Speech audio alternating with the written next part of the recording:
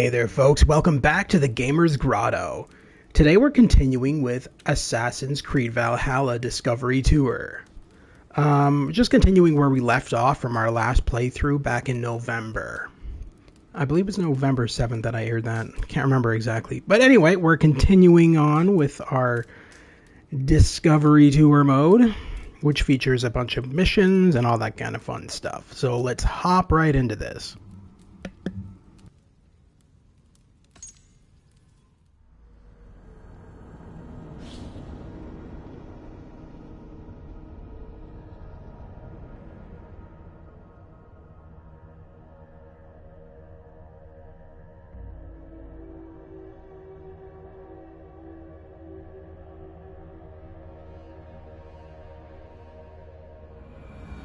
I'll speak plainly.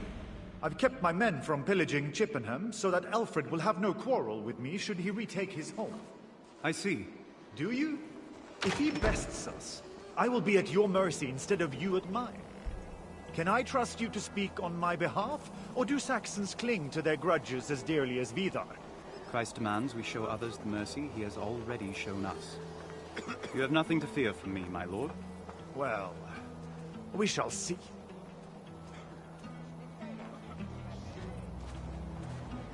You served under Alfred for many years. Tell me, how does he keep the loyalty of his men? After so many years of defeat, surely his soldiers would join another army. King Alfred's role has been ordained by God. To desert him would be to go against divine will. There are no contests of strength? No challenges to his rule? Why would there be? He alone is destined to lead us until God chooses otherwise. There may be something to this religion of yours after all.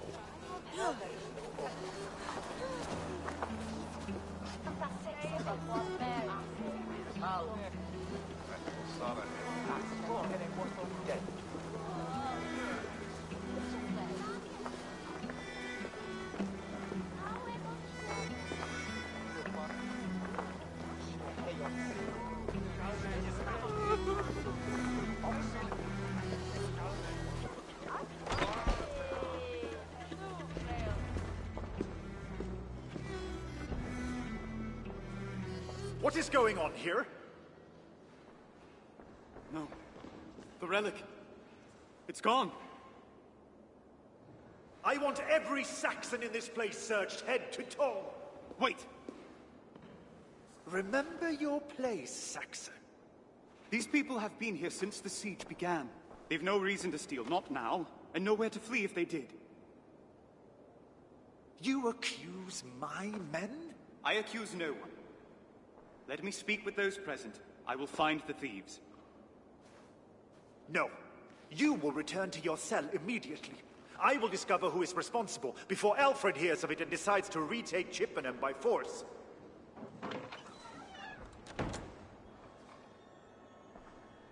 One of these people must have seen something.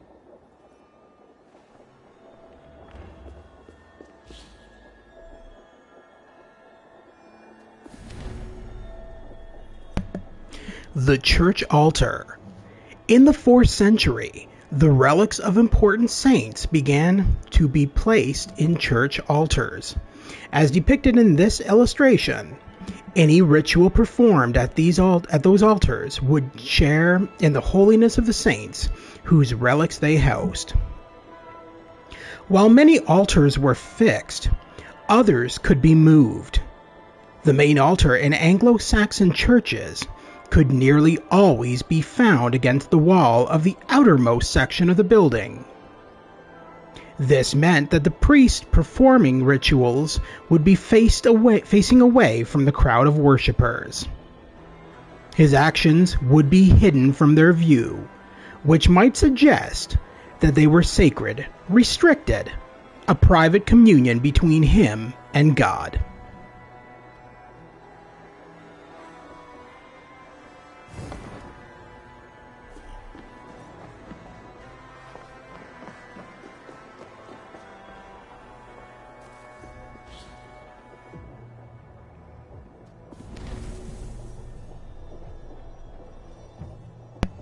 Christianization.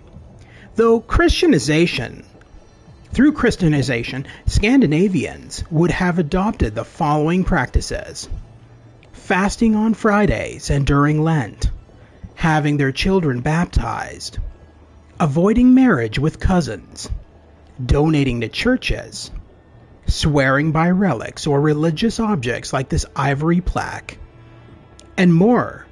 Unlike conversion, which can occur quickly, these behaviors were slowly integrated into the community. It is possible that the Christianization of the Vikings began prior to their arrival in Anglo-Saxon Britain.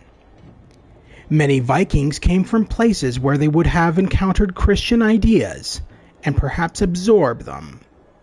The Vikings' familiarity with Christianity might have smoothed their quick assimilation into the Anglo-Saxon population.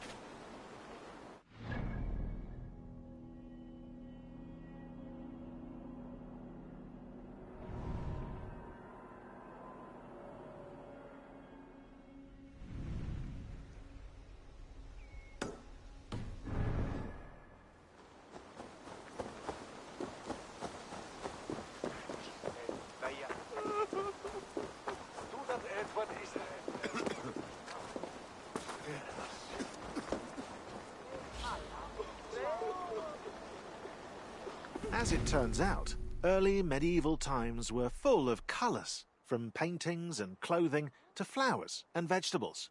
To break the prejudice against this time period, artists, modelers and texturers made sure to implement vivid colours where they could. But as always, it's a fine balance to find between gameplay needs and historical accuracy. In some cases, developers chose to stick with one colour, despite historians' complaints. You should never mess with a historian. For example, pigs and carrots in AC Valhalla are pink and white respectively, although pigs at the time were brownish in complexion, and carrots, well, they had a wide range of colours, from white to purple. This choice helps with comprehension of the world, but also for consistency when certain objects are used in gameplay, such as the explosive red oil jars. Hence, one distinct colour makes items easily identifiable.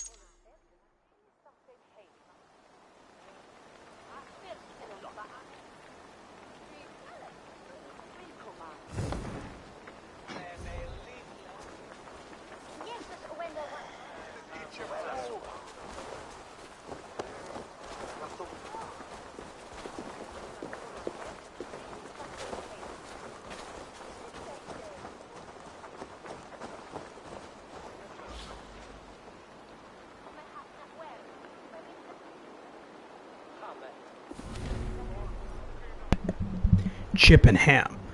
According to the Welsh chronicler, Asser Chippenham was a royal centre, or villa, during Alfred's reign. Chippenham was seized by the Viking chieftain Guthrum's forces on January 6, 878.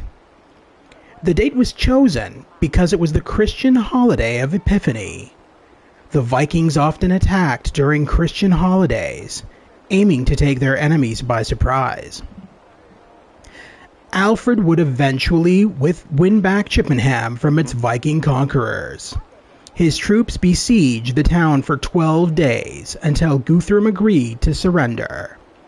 This image from Assassin's Creed Valhalla shows a bird's eye view of Chippenham, seemingly peaceful despite the siege.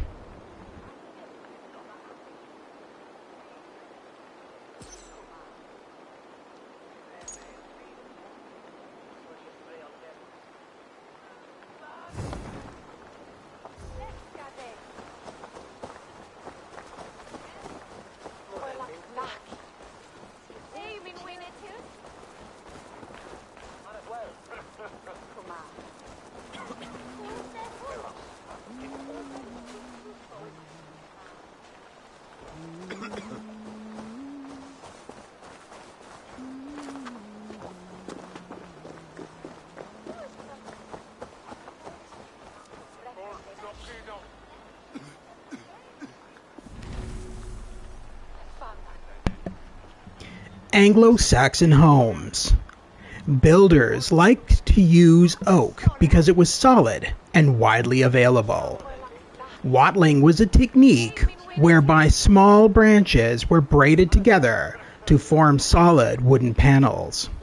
Daub was a mixture of earth, clay, and animal dung. It was used to fill the gaps between the timber or to provide a solid surface for the panels. People's houses and living conditions varied according to their social status.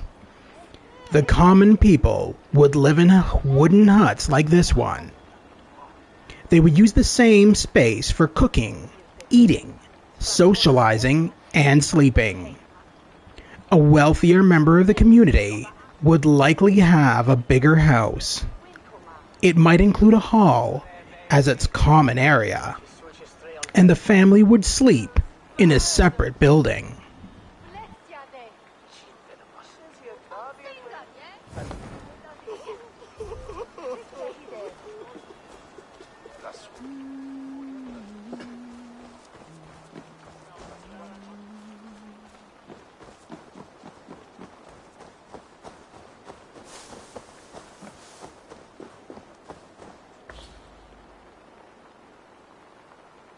To replicate England's diverse flora was no small feat. The developers wanted it to be accurate and help players navigate the map. First, the world design team created a season map. England was divided into 4 areas, each allocated a season. Each season had its own variety of vegetation, from grass to trees, and its own humidity layer, which helped determine the type of soil in each area, lush, dry, or wetland. With these in hand, the level artists and designers could implement the right type of flora in the world and create different landscapes using rocks and trees. Therefore, one region could have diverse but coherent scenery, engaging players in exploring the map meticulously.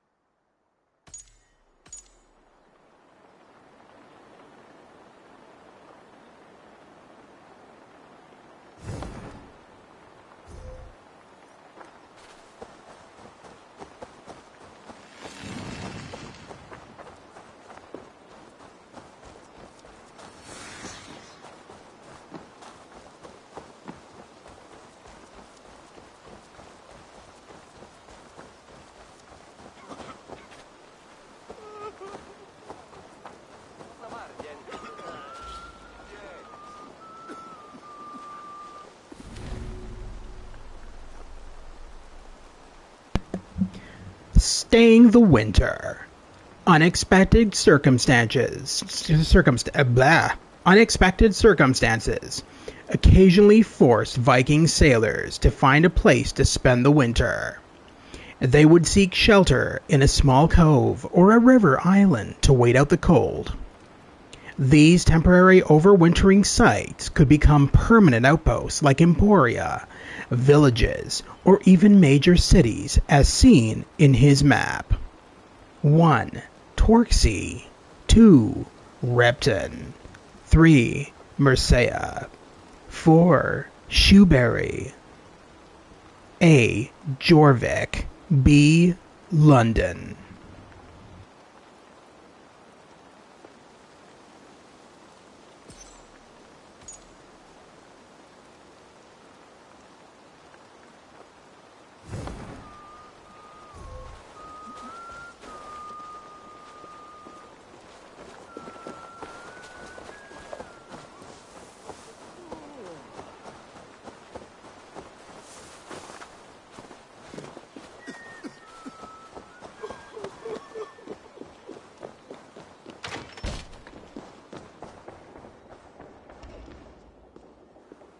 Tell me, brother, did you see who stole from the chapel? Don't ask me. Please, just go.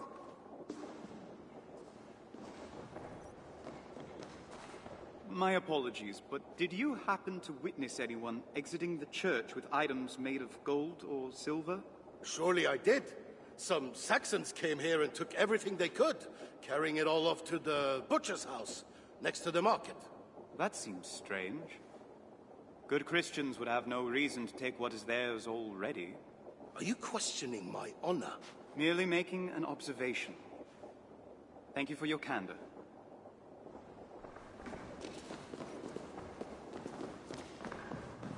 Sister, did you see who took the relic and the rest of the gold?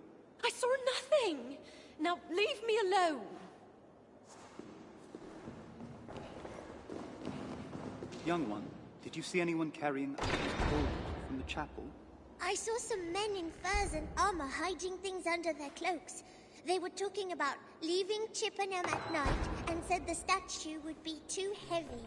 Then they went to the big house next to the Great Hall. You have done our Lord a tremendous service, child. Thank you. We need to find out what happened to the relic.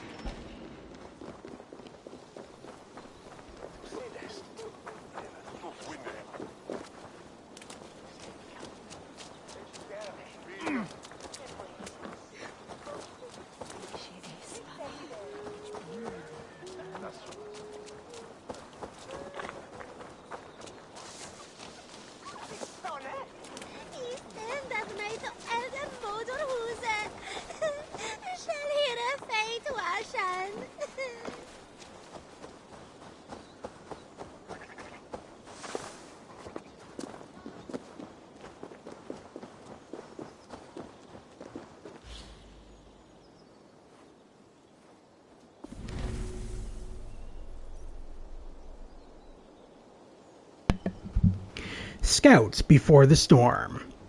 According to the 789 annal of the Anglo-Saxon Chronicle seen here, the first Viking raid on Anglo-Saxon soil took place many decades before the advent of the Great Heathen Army. Viking scouts would travel to a region, observing and trading with locals. This was done to gain insights not only on the land itself, but its power structures and politics. The Vikings used this knowledge to decide whether they should attack an Anglo-Saxon leader or serve him as a mercenary. They also used this intelligence to plan their eventual invasion. Viking scouts were not always subtle in their spying. Sometimes they left a trail of burned houses and villages. But this was no accident. Vikings sought to intimidate their rivals through violence and destruction. They were fighting a psychological as well as a physical war.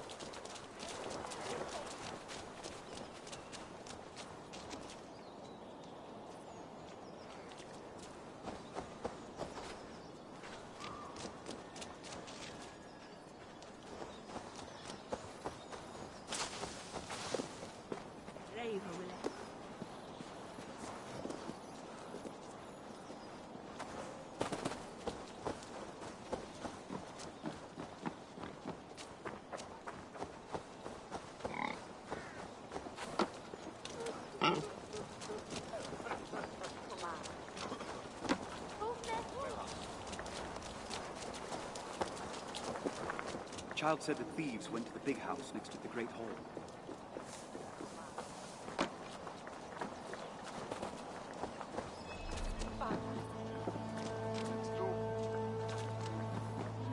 Bjorn! Pleasure to see you. I'm searching for our sacred relics that have been taken from the chapel. May I look inside to clear your good name? Certainly not. My men are sleeping, and I won't have them disturbed by some monk on a foolish hunt for fault where there is none. I need to look inside. There must be another entrance.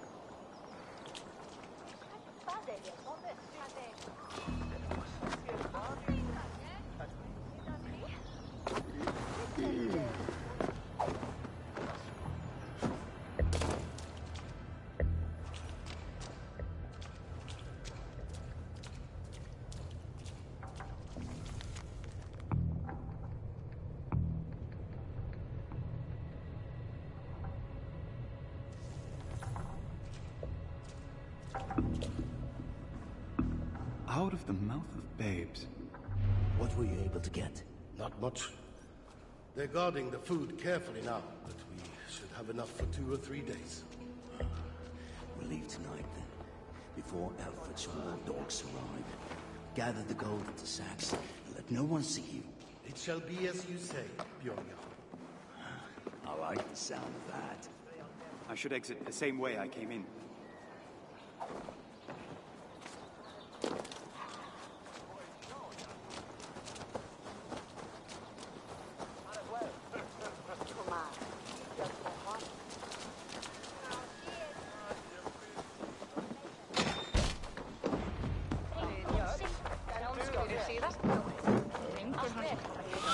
My lord, I found the missing gold and the relic of Ely.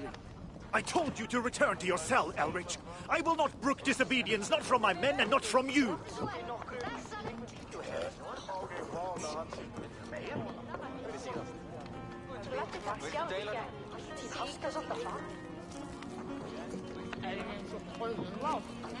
I found the relic with all the missing gold and silver.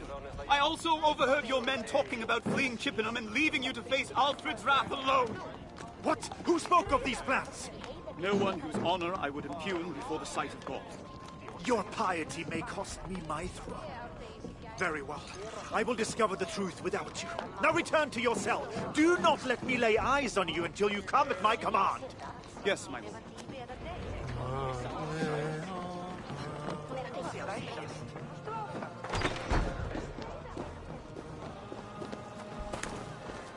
I need to return to my room. Guthrum abhors disobedience.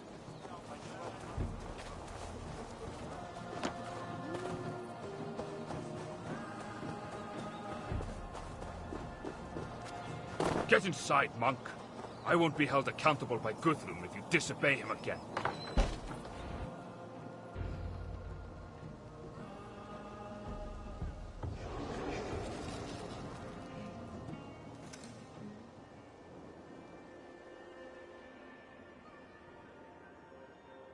Good morrow, Bjorn.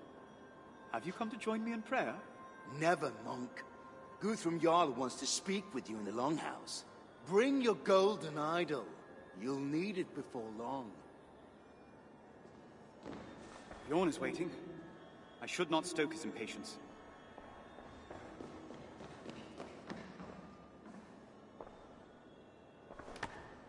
It's time to travel again, old friend. This relic carries a shard of the one true cross, if you doubt its potency. I've no interest in your miss. What I want to know is why you didn't tell Guthrum who was involved in the theft. Should a child be punished for every misstep they take while trying to learn the rules of their world? I'm no child. We are all children in our walk with Christ, Bjorn. Especially those who have not yet begun to follow him. Spare me your sermons, monk. But my men and I owe you, so thanks. It's time to travel again, old friend.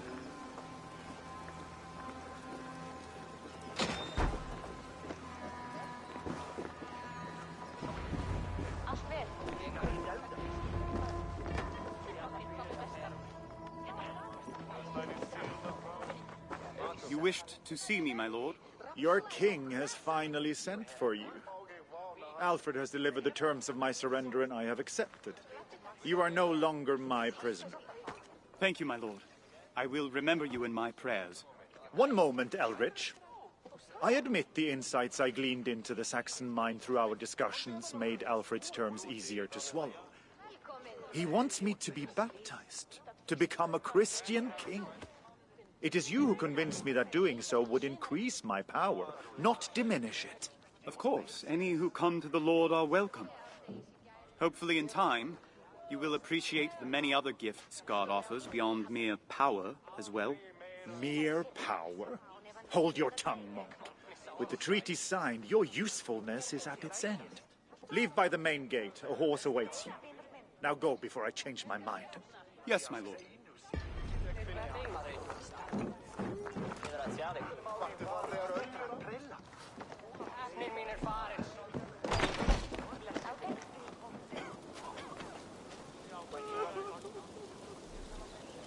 I'd better meet the messenger before Guthrum changes his mind.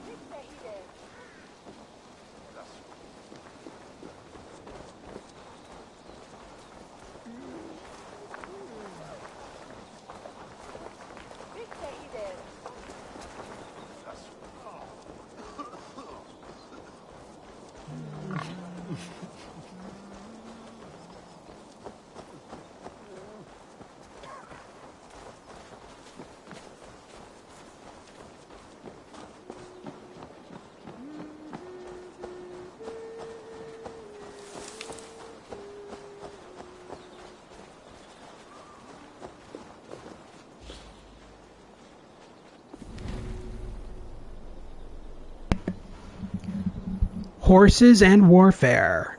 This copper alloy stirrup mount dates to the 11th century. Historians continue to debate how horses were used in Anglo-Saxon warfare.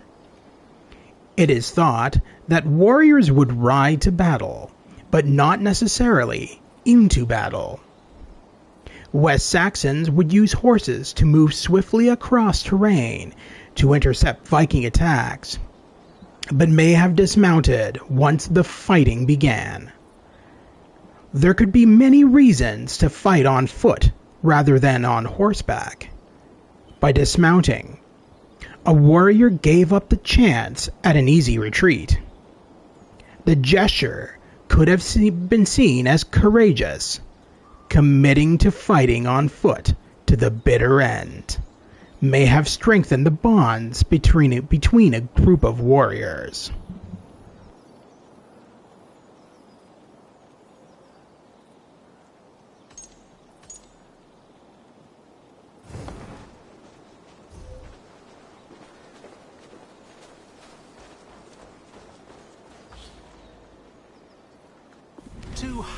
Unique weapon models were designed for AC Valhalla. After thorough historical research, modeling artists had the difficult task of designing realistic but spectacular weapons. Talk about a brain twister. Well, that's a good name for a weapon, actually. The flail was also added to the arsenal as a unique form of weaponry, even though flails weren't used by soldiers in battle but by peasants during harvest. To enjoy these weapons even more, new fighting styles were created. Players can now fight with a weapon in each hand, the dual wielding, or hit foes with their shield, sort of like a dual shielding.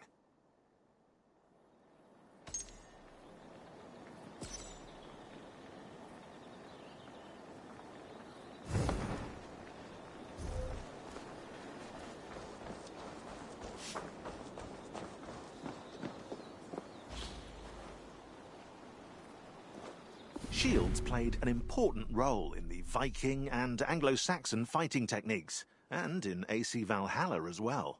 Used in the game to differentiate clans and factions, each one has its own shape, paint model, colour pattern, and emblem. A new gameplay element was also added, the shield degradation. With each hit, an enemy's shield loses a piece until it's destroyed, and players can also now attack using their shields.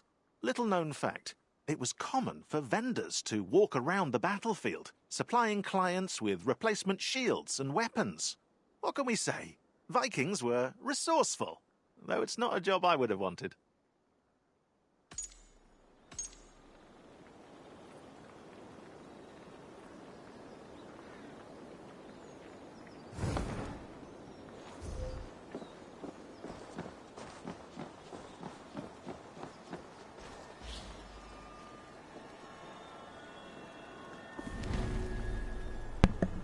A warrior's tool. The wealthiest aristocrats would have been relatively well equipped with a sword, shield, helmet, and armor.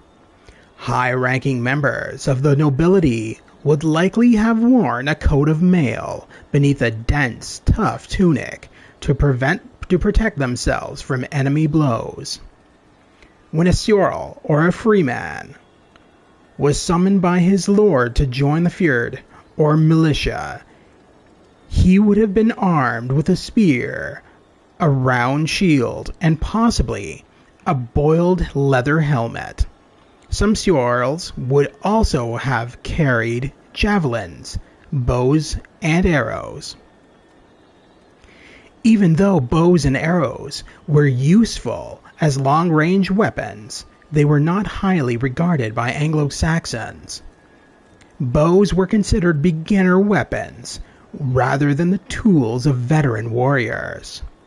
Anglo-Saxons may have looked down upon bows and arrows because they were cheap to make, and therefore appropriate for the low-born rather than people of high status.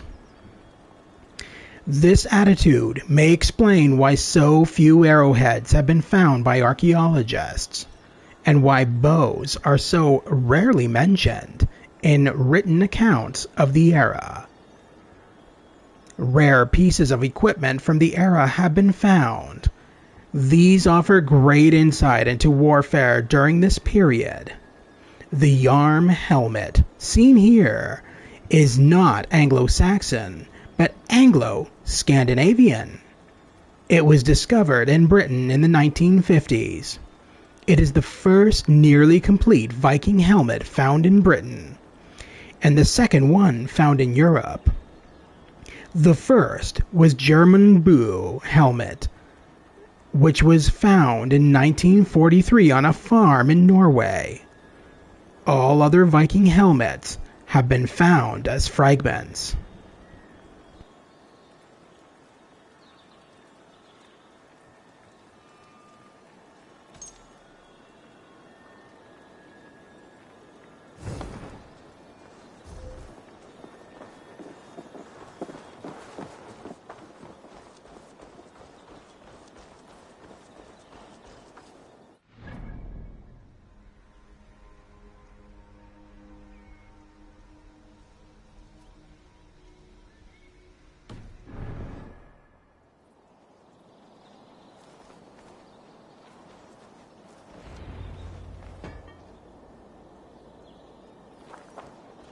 It is King Alfred who must claim this great victory, though of course God strengthens his hand. Brother Aelrich, I was told to wait on you. King Alfred desires to see you at once. And let us not keep the good king waiting. What news in Winchester since Christmas? Too much for me to say. But the battle at Eddington was won, and soon the countryside will be free for all good Wessex men to till and plough as before. For so many years of war, the land seems all but untouched. Yea, nature's beauty has taken not nearly so hard a beating as we have. It's a pleasure to see it again as a free man at last.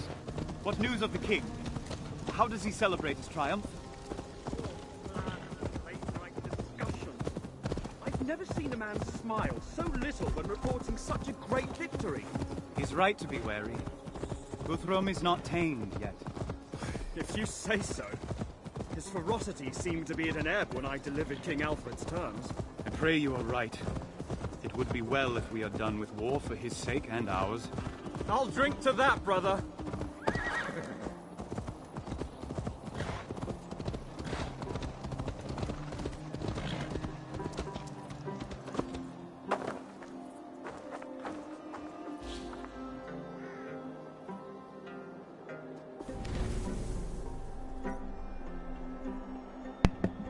The megalith. Megalithic monuments, including stone circles, can be found throughout the world. In England, there are a number of standing stones arranged in a circle. Sometimes the megaliths stand alone, sometimes in pairs and topped with a stone roof or lid.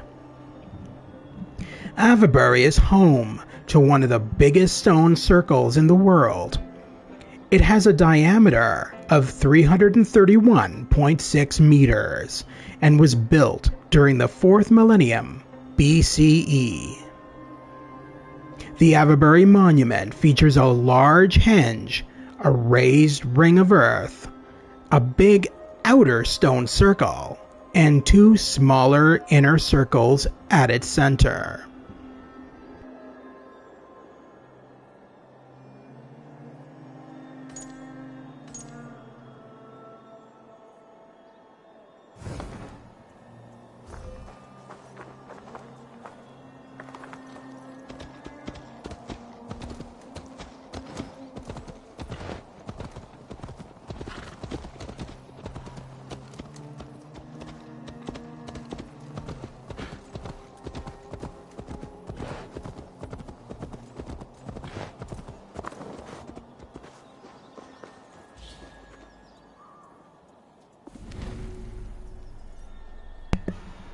Dividing the land. The losers of the changes in land ownership were mostly secular and religious aristocrats, whose great estates were torn up and redistributed. The pieces went to the Vikings, whose invasion sped up the fracturing of the territory, but also to less wealthy Anglo-Saxon families, whose new lands meant a rise in social status. This drawing of Lincoln and its surroundings sheds light on how land was distributed at the time.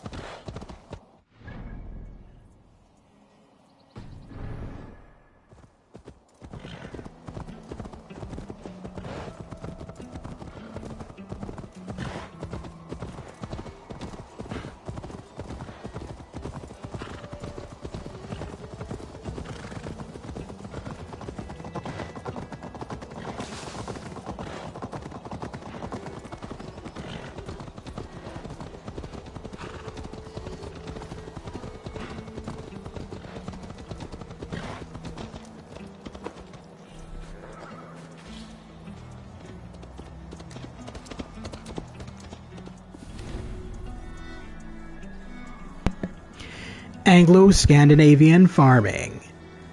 A growing population meant a growing need for prime materials, crops and livestock that could be used for food, clothing, trade, and taxes. Scandinavian settlers likely grew 4 types of cereals: wheat, whose flour made coarse bread; barley, for brewing beer; rye and oats, to feed both humans and animals. They also grew legumes and herbs like dill and coriander for spicing and seasoning. They cultivated flax and hemp to make textiles for clothing and trading. The Scandinavians' use of livestock was not much different from that of the Anglo-Saxons. For both groups, cattle provided milk and meat, and oxen were used to plow fields, as seen in this manuscript illustration.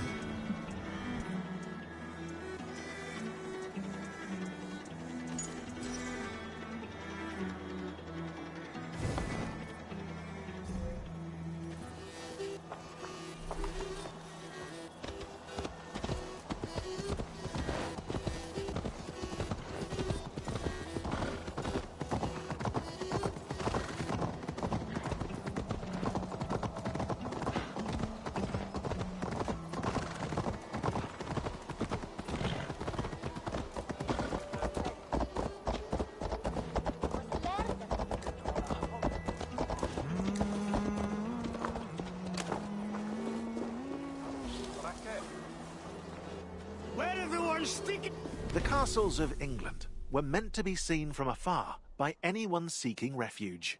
Except rulers didn't really account for their castles also attracting Vikings. All fortified areas in AC Valhalla were inspired by the castles the development team visited while in England. Portchester, Derby, Goodrich, Housesteads, the Roman fort at Hadrian's Wall. They nearly bankrupted the project just in the gift shops alone. The Castell Trefaldwyn in Wales inspired the fictional Corstow Castle, a fort in the Shropshire region. In AC Valhalla, castles are a telltale sign of great bounty to collect during raids, and lords will often retreat behind a castle's protective walls when fleeing from Eivor. Oh, they can run, but they can't hide. Well, I mean, they can hide, but, you know, Eivor will still get them.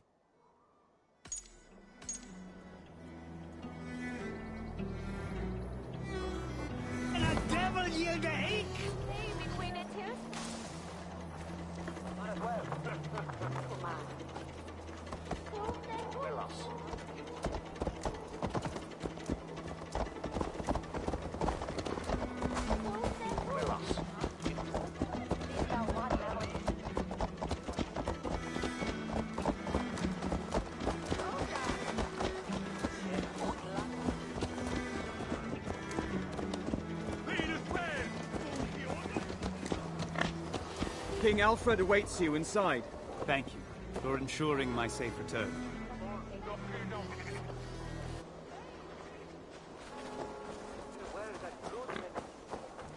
Alfred will be waiting on my return.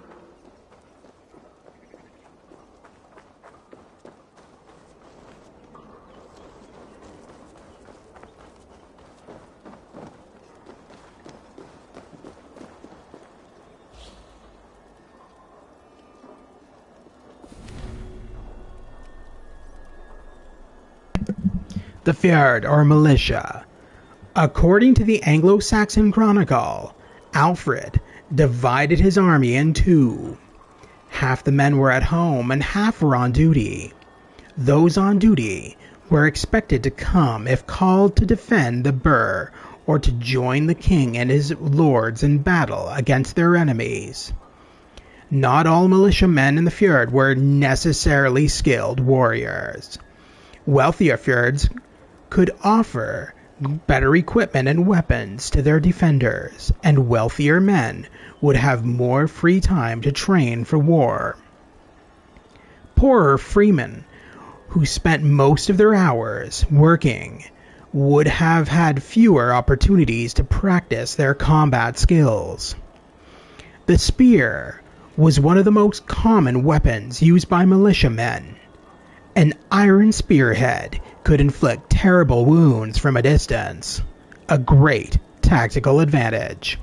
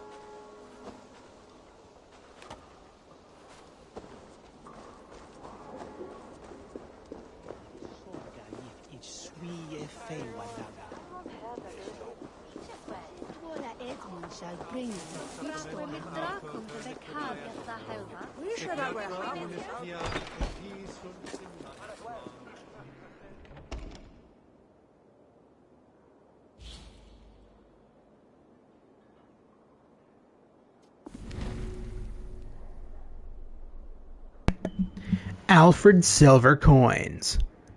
Alfred had needed more and more coins to pay the mercenaries he hired to protect Wessex and to pay tributes to Norse invaders. For reasons that are still not entirely clear, even before he defeated the Viking chieftain Guthrum, Alfred decided to make more valuable coins with higher quantities of silver. The increase in silver might have been Alfred's way of announcing a new era of prosperity for Wessex. However, a higher silver content also meant a more stable coin economy. As people could rely on the value of coins, the coins also helped to display Alfred's new wealth and power after his victory over Guthrum.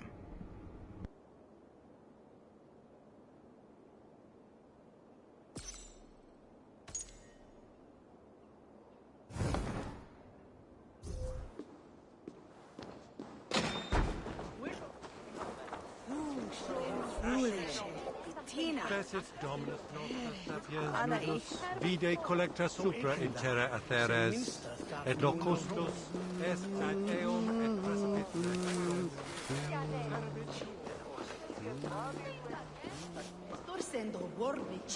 Et dixa ad eos rapscales Andreas Dominus noster, et quia ita est, quod est trebent occusini in asorium pag.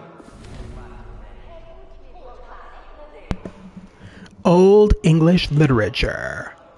Alfred wanted to be remembered as a good Christian king. He was bothered by his people's ignorance of the Bible and felt that their poor Latin was to blame. To solve this, he pushed to have Latin classics translated into Old English. This gave rise to the power of Old English literature. birth of Old English literature. Alfred believed strongly in literacy. He wanted all young aristocrats to learn to read and write. This wasn't only for religious purposes. Being able to write and understand messages in Old English could have been useful for war and diplomacy. Old English also became a literary language for sagas and epic poems, such as Beowulf, pictured here.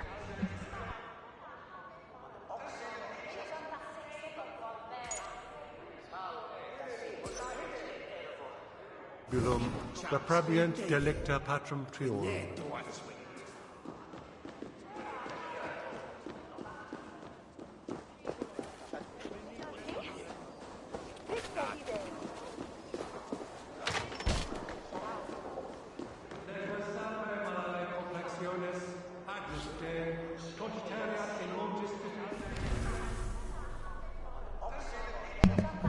The Witan. The Witan was made up of aristocrats from both secular and religious backgrounds. There were noblemen and archbishops, aldermen, and abbots. Depicted in this illustration at the ruler's side, the Witan acted as his counselors. Their advice was meant to ensure that the ruler's laws were just and worthy. The presence of the Witan meant that lawmaking was a group activity. As with any group project, the better the team worked together, the better the final product. If the king and the Witan had a difficult relationship, the system could break down. For while the king could summon the Witan could also summon the king. If a king was ignoring the Witan and their advice, the Witan might challenge his laws. The king and the Witan needed to find a healthy balance of power between them so that laws could be passed quickly and efficiently.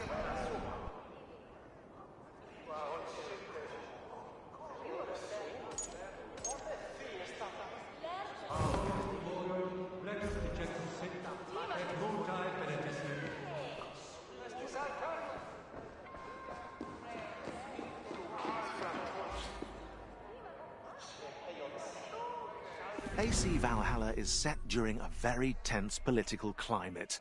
English kingdoms were fighting one another, as well as trying to ward off Viking attacks at the same time.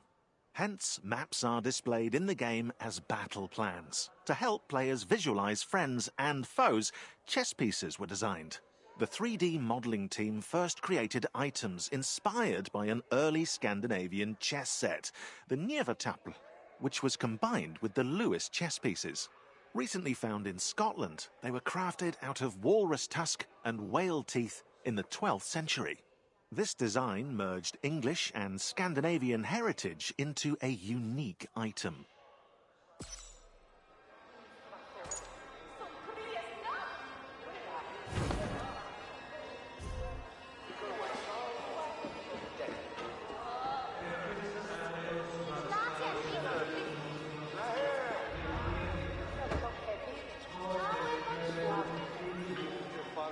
Brother Elrich, you are returned to me at last.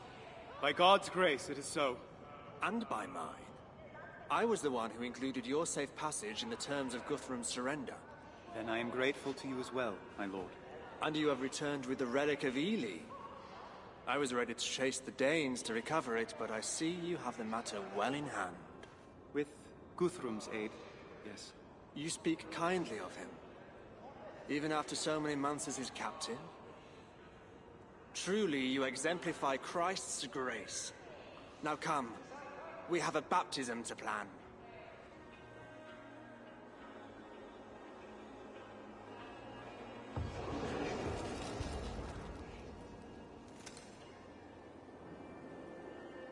Neque sape malale complexiones, agnus Dei, tontiteriat in multis super frontis vivorium, bletus dejectus sit, et multae benedicient.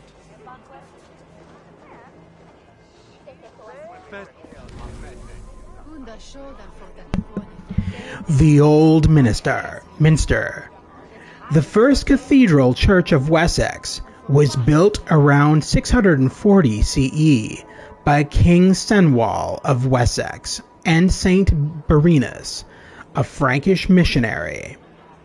Though it was further north in Dorchester-on-Thames rather than in Winchester, when the bishop's seat was moved to Winchester a few years later, the Old Minster may have been the first stone building erected in Winchester since the departure of the Romans hundreds of years earlier.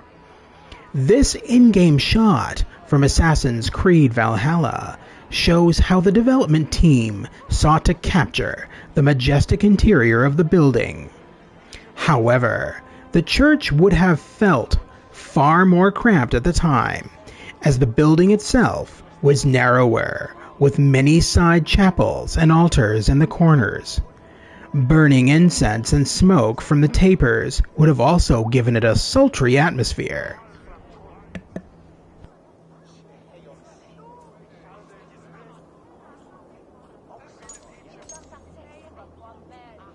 Dominus noster sapiens nugnus vide collecta supra in terra atheres, et locustus est ad eum et precipit rex.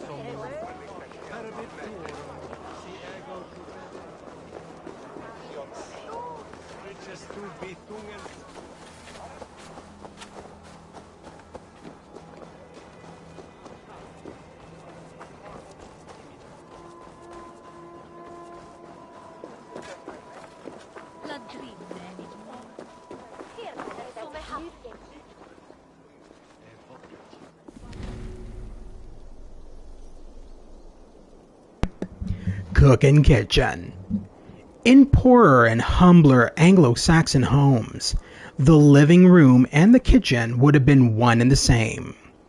However, some wealthy freemen and aristocrats may have had their kitchens in a separate building next door.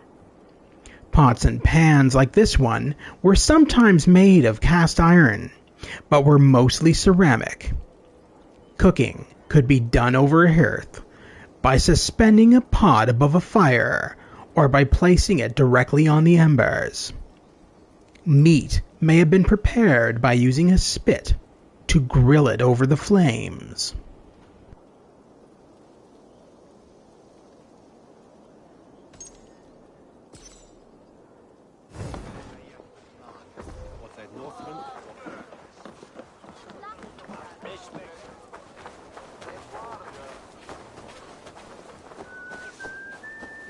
Altum et supplementum alpha per liquidia domino, signatra unis pia.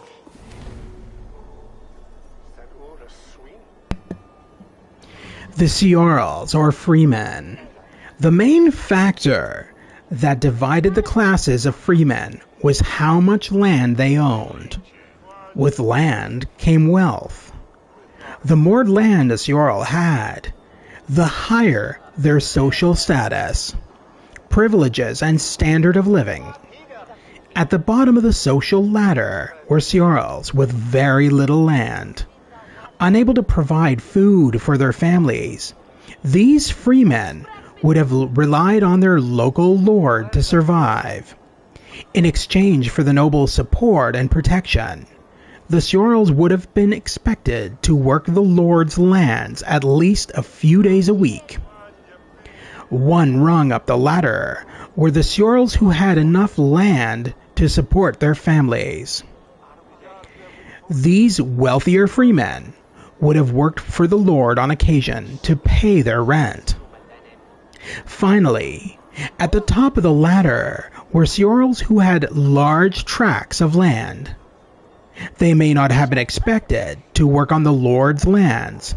They would just use their superior wealth to pay the aristocrat for his protection instead. They could also provide him with different services, offering horses or food, cutting his hedges, putting out snares to catch hares or other animals, making offerings to the church on his behalf, running errands, or mending fences with tools such as this carpenter's axe head.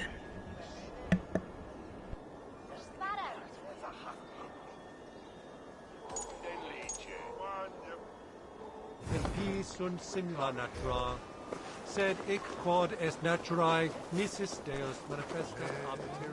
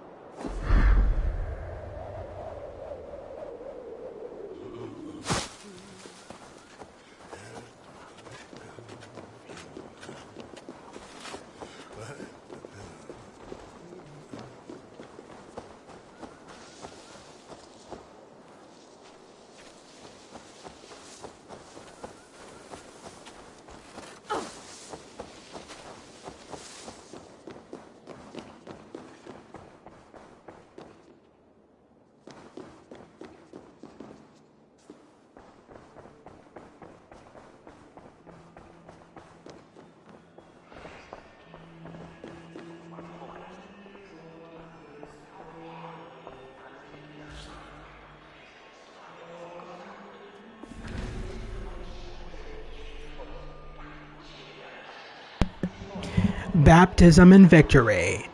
By having Guthrum baptized, Alfred forced his own foe to conform to the spiritual system that Alfred followed, Christianity. Alfred used that system to his advantage. He cunningly chose himself to be Guthrum's godfather. By making himself Guthrum's spiritual aide, Alfred created ties of symbolic kinship between them. However, baptism had political benefits for Guthrum as well. Being Alfred's godson gave him the status of a respected Christian leader. Guthrum was made the king of East Anglia, a member of a small, select circle of Anglo-Saxon monarchs. Guthrum's transformation as a Christian ruler was a political win for both the Viking and his godfather Alfred. This illustration depicts an idealized baptism scene from an epic poem, the Chanson d'Aspremont, Popular in later medieval England, it imagines the baptism of a character named Balin, an Iberian royal messenger at the court of Emperor Charlemagne.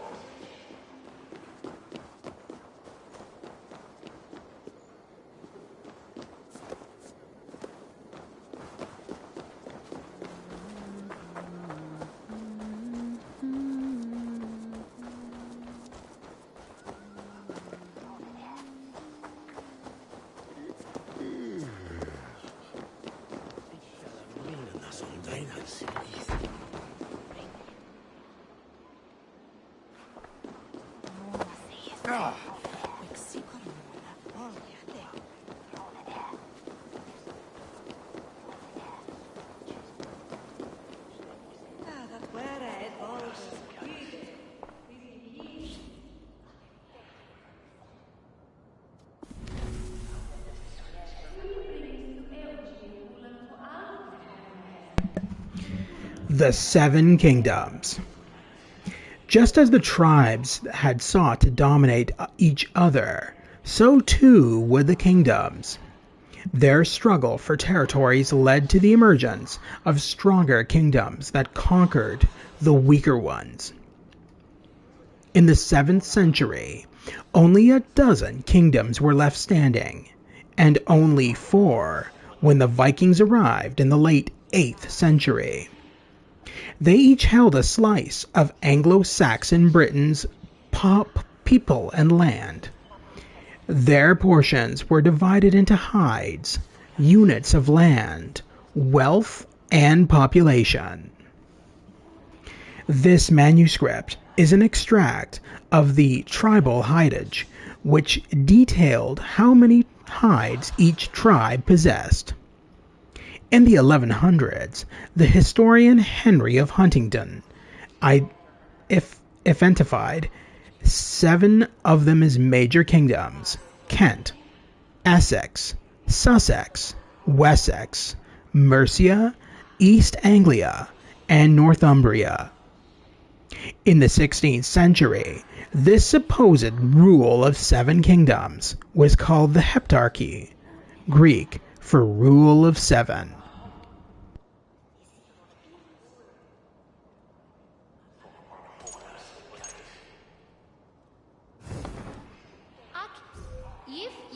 It shall wear an utlage self.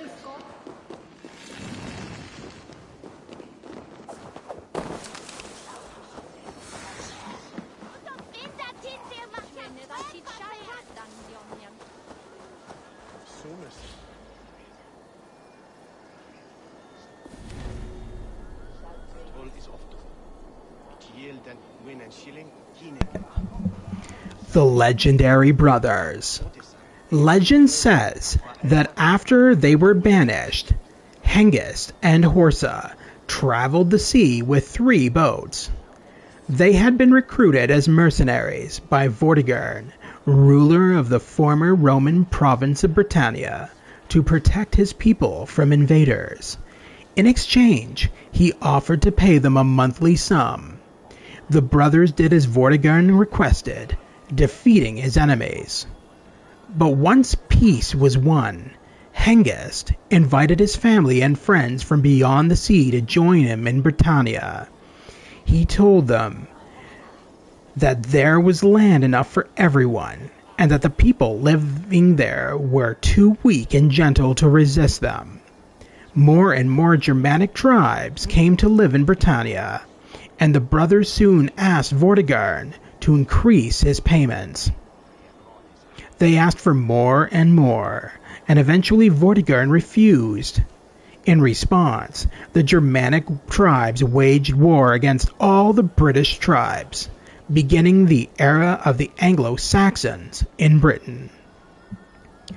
According to the Venerable Bede, a famous monk and scribe from Northumbria, Hengist and Horsa, were direct descendants of Woden, the Anglo-Saxon version of the Scandinavian Odin. Woden is portrayed here as the ancestor of kings.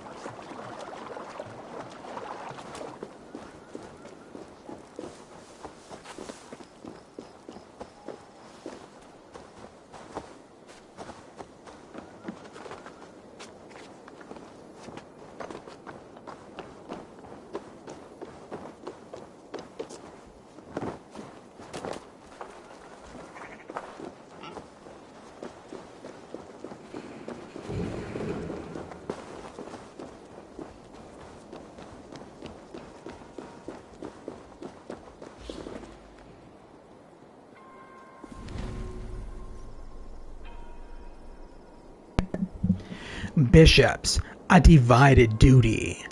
Christian bishops were responsible for guiding the faithful to their dioceses towards salvation. They ensured that the sacred rites were performed in their communities during marriages, funerals, and masses. Through the sacraments, bishops could channel the grace of God to every Christian. Christianity and the church were considered one and the same, and the bishop held the church's power in his domain. However, a bishop's religious duties sometimes conflicted with his earthly ones. Anglo-Saxon bishops were members of the ruling elite, and it was in their interests to protect and preserve that elite. What was best for the elite was not always what was best for the common people, the faithful Christians in the diocese. Bishops were also representatives of the Roman Church, initially a foreign institution. At the same time, they were private counselors to Anglo-Saxon kings, expected to help enforce and expand their domain. Bishops served multiple masters, and sometimes they could be caught between their duty to one and their duty to another. However, kings also had a duty to God. In this illustration, a king visits Saint Cuthbert, who in life had been the bishop of Lindisfarne. That the king comes to the saint and not the other way around suggests that the saint is the more powerful of the two, and is painted to emphasize the influence of the church over secular authorities.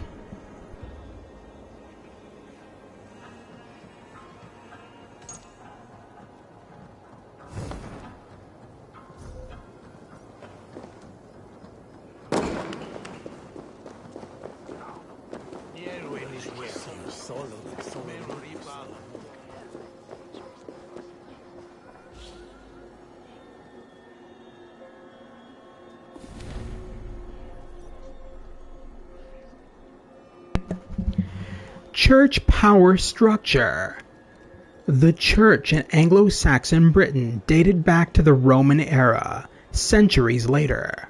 It was the sole surviving imperial institution on the island. Its structure, however, continued to change long after the Romans left. The departure of the Romans from the territory in the 5th century upset the power structure of the church. When Anglo-Saxon Britain became Christian, it seemed at first that each of the kingdoms would have their own bishop. This meant that some bishops ended up controlling enormous amounts of people and land. Too much. Theodore of Tarsus, the Archbishop of Canterbury, managed to set things right, reorganizing the bishops and splitting the colossal Diocese of York into 3 parts. When the Scandinavian Great Heathen Army reached the shores of Anglo-Saxon Britain, there were roughly 16 dioceses and 2 archdioceses on the island.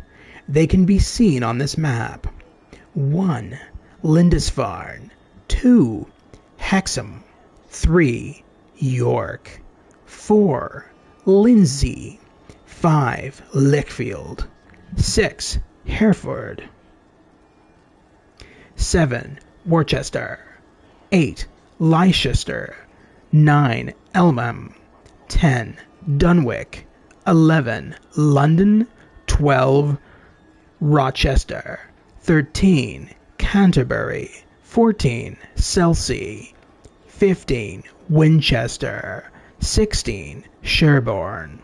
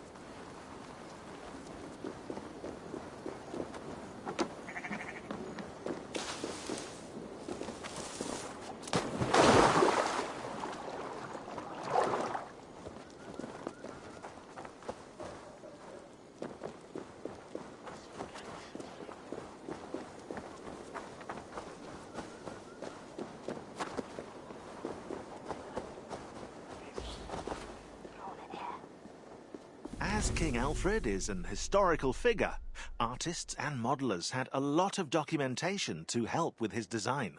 With pre-established features, age, height, backstory kept as accurate as possible, his appearance had to represent his royal demeanor, but also his weakened state.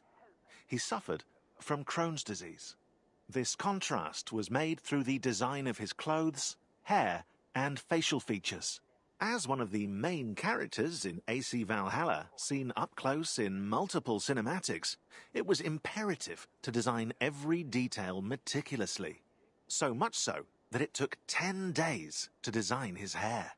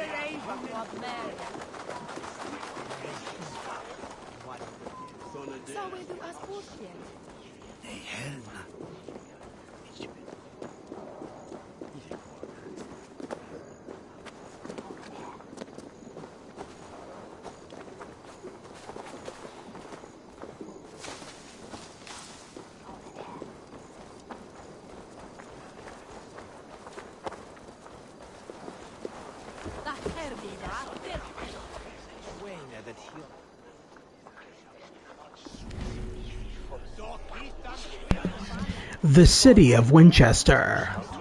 When the Roman legions conquered southern Britain, they were said to have settled in an ancient meeting place of the Belgae tribe. The Romans built a town there and called it Venta Belgarum, or Market of the Belgae.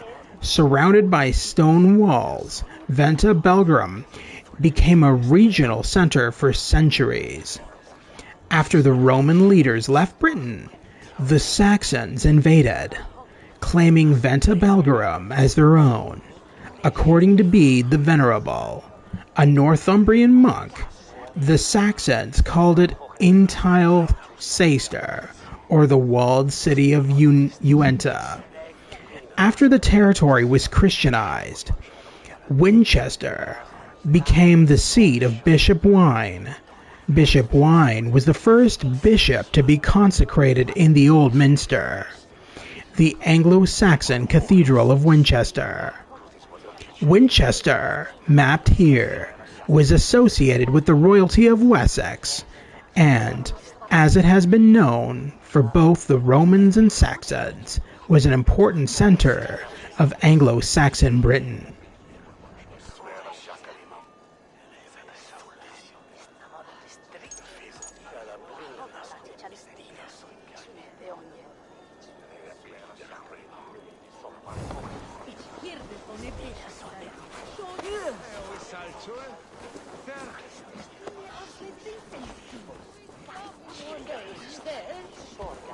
Ich wusste, es sollte bekommen.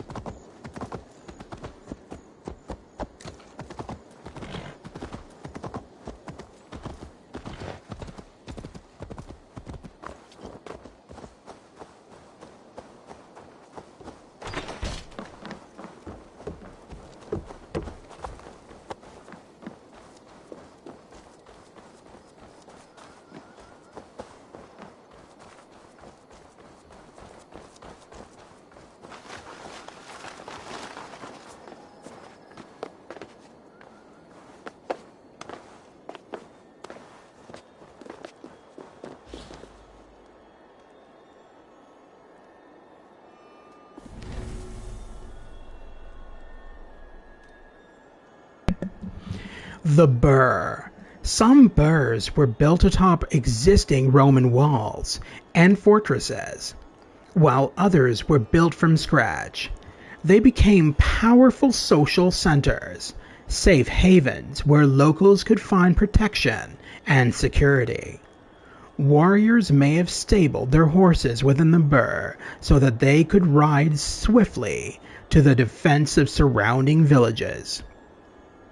It is likely that the burrs had ways to communicate and to warn each other of danger. If a burr such as the one sketched here was under attack, its people might have lit a beacon, a fire that could be seen from great distances to put the other strongholds on high alert.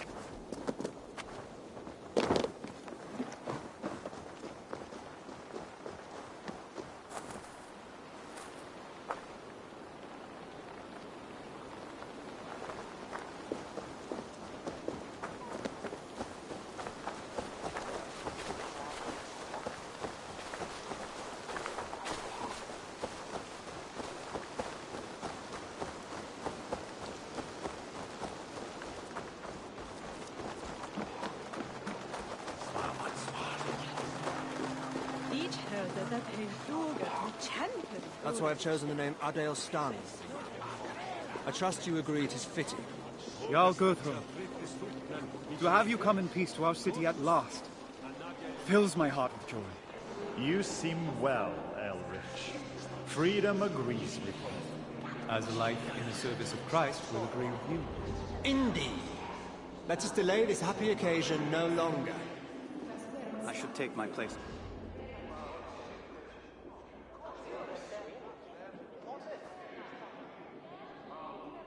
Si igita vis ad vitam ingredi, serva mandate. Diligus dominum diem tuum ex toto cortu, et ex tota animatua, et ex totement tua, et proximum tuum sicut typesum. Amen. Axapi signum crucis tam in front, quam in cord, sum fidem plastium preceptorum, et talis est the moribus, ab tempum Deum est possis. Amen. Amen.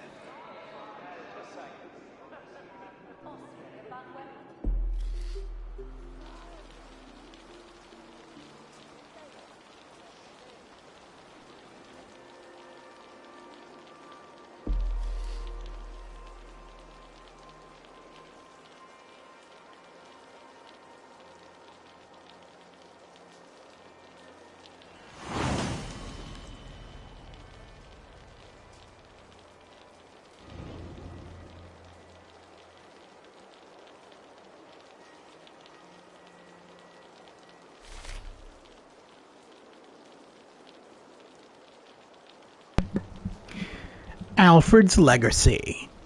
King Alfred can't afford to rest on his laurels. If he wants to hold the Vikings at bay, Ulrich's testimony will be key to overcoming Alfred's biggest obstacle, the noblemen of the Witten who seek to curb Alfred's power at all costs.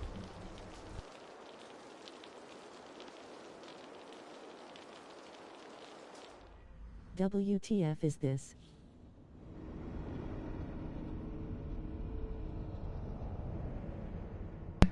Assassin's Creed Valhalla Discovery Tour.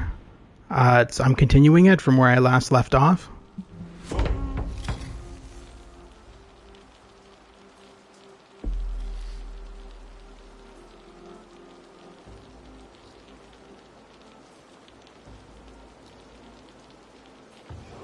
Escaping the Isle of Ely with the relic, I was terrified. I was raised on a farm, then sent to the monastic school. Oh, this is the game with the making the blankets and stuff. And suddenly, I carried the weight of the souls of all my brothers and sisters in Christ. Yeah, I remember this. Themselves so that I might live to protect their sacred relic. It was unbearable. So when I was at my most weak and weary, I turned to my Lord and, as promised, he gave me rest. For that, I will be grateful to the end of my days. Brother Elrich, I have need of you. Of course, my king. I serve at your command. Then follow me at once.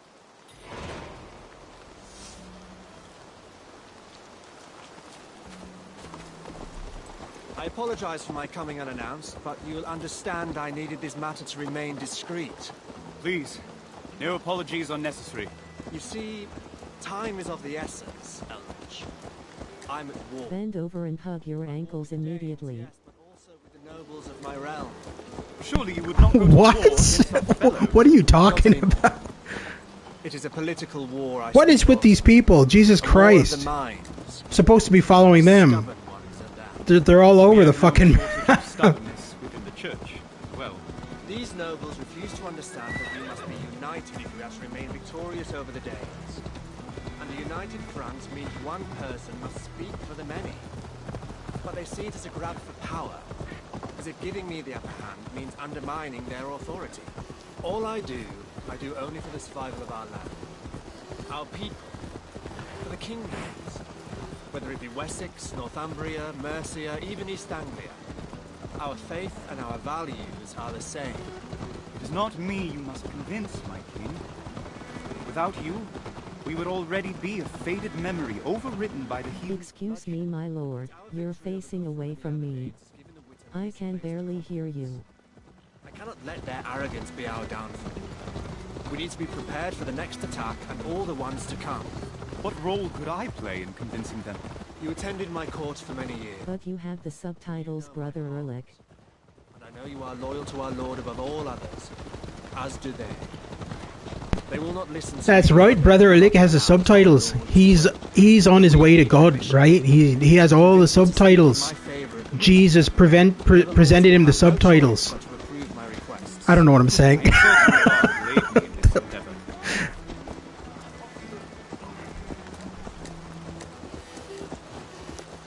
But so the King Alfred is actually a real character in real life. He's actually historically accurate. Actually, a lot of the characters in Assassin's Creed Valhalla are were real people.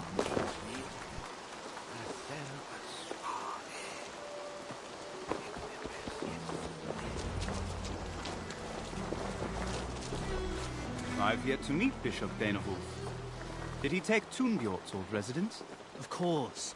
You haven't been here since the Brother Erlich was based on a real-life monk named Brother Balak. It's a superb example of the birds I want to build all over Wessex, and eventually all across the land. With strongholds like Winchester no more than a day's ride from every village, the common people will be protected.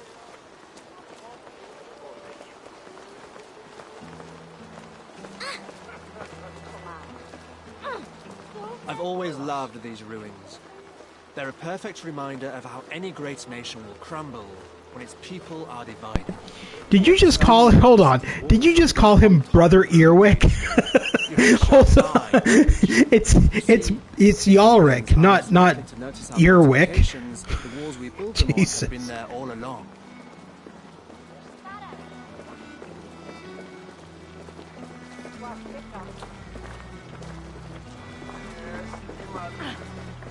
It's King Alfred. Wow, the king just like bitch slapped that woman out of the way. Oh, welcome, Lord. I've done that so many times. So the NPCs are kind of dumb. Like they'll like walk right into you.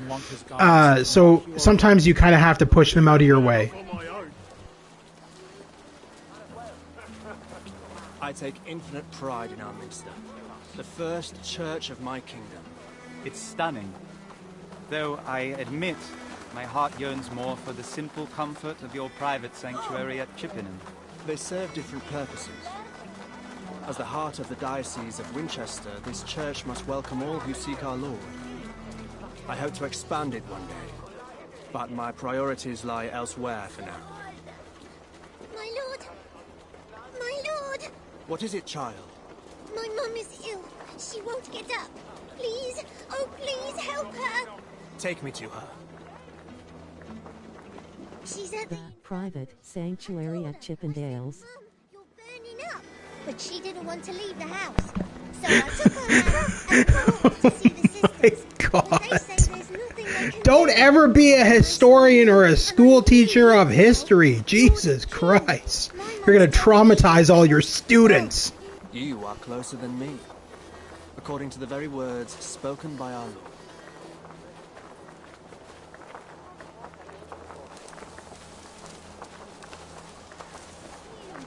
I'd never seen him up close. Handsome man.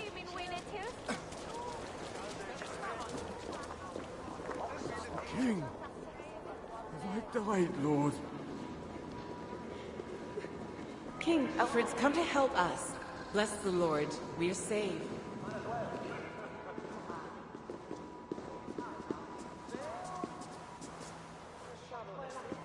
Elrich, in your days as a healer, have you seen this type of ailment before? I would have to take a closer look, but I trust our sisters can provide the best care for her. Wow, what bad acting. Bless the Lord, we are saved.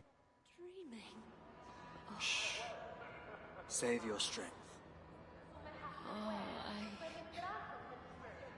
I can feel myself drifting away.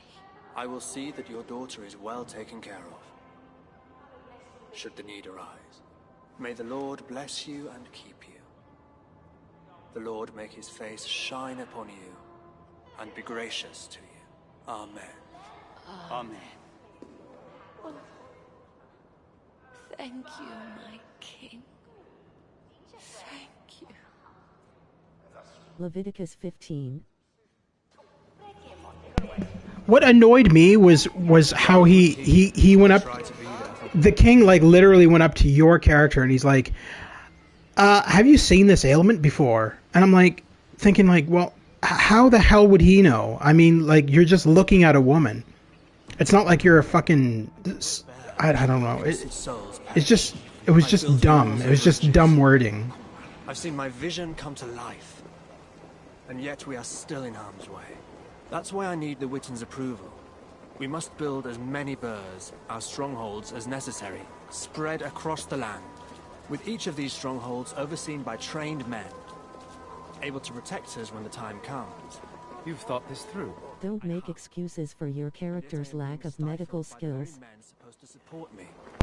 Oh, hold on. Wait, what just happened here? So The nuns can help her. They literally went to that girl's. She's dead. Never mind. They literally went to that girl's mother and said, "Oh, don't worry. When you die, we'll take care of your daughter," and then left her alone. Normally, in games, you would think you would help the mother by trying to heal her or something. They literally just went up to the mother and basically said, "Fuck you, you're dying. We'll take care of your daughter should the need arise. Bye-bye."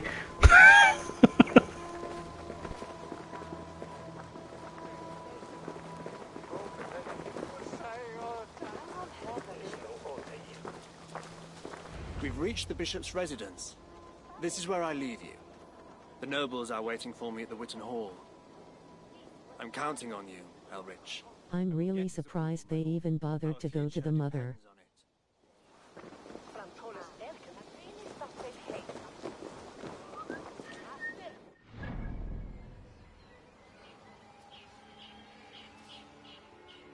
In real life you would have kicked the kid and been like FCK off kid.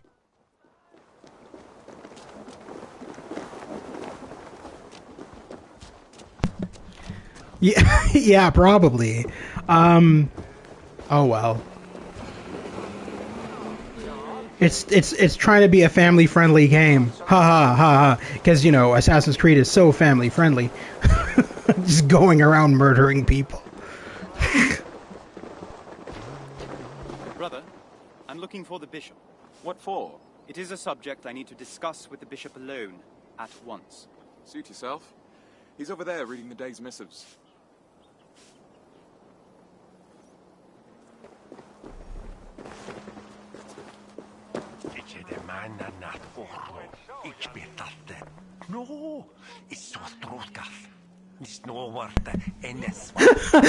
What is he speaking? Klingon? You'll find the bishop next to the knight.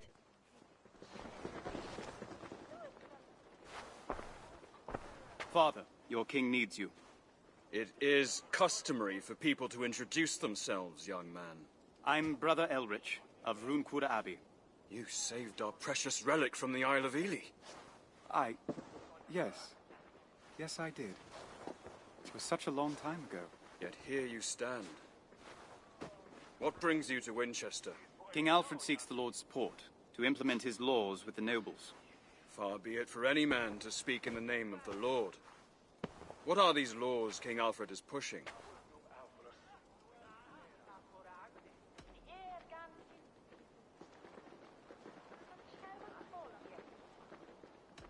If he is to protect Wessex against the heathen threat, King Alfred needs the lords to trust his strategies to ensure we will withstand other attacks. What kind of strategies? Compulsory sodomy.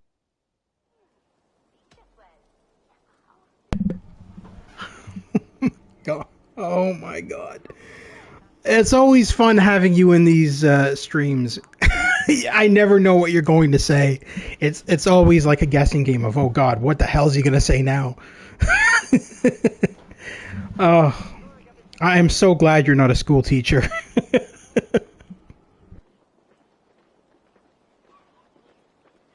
wants to extend the stronghold system. Thank you, LOL.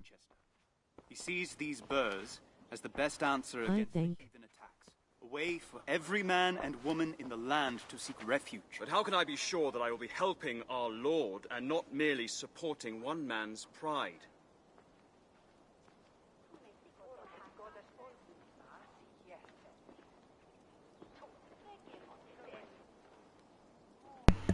King Alfred was chosen by God reminds me of that line from the Blues Brothers, where Dan Aykroyd's character was like, "We're on a mission from God."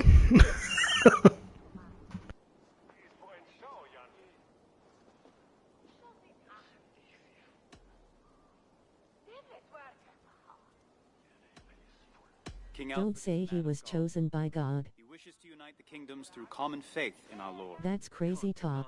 Having a pious man at the helm of our kingdom has helped us spread the good word indeed. You have made a convincing case, brother. I believe Alfred is genuine in his intentions. I will discuss this matter with my brothers and come to a decision.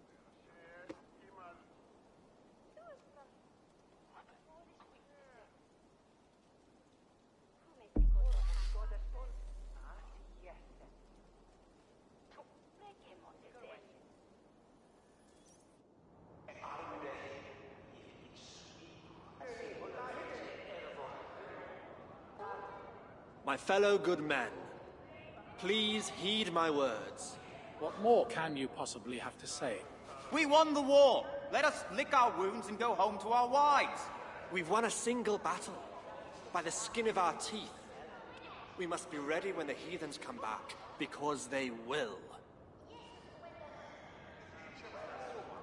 What if we just pay them to leave? Paying the Danes tribute will only encourage them to stay and ask for more.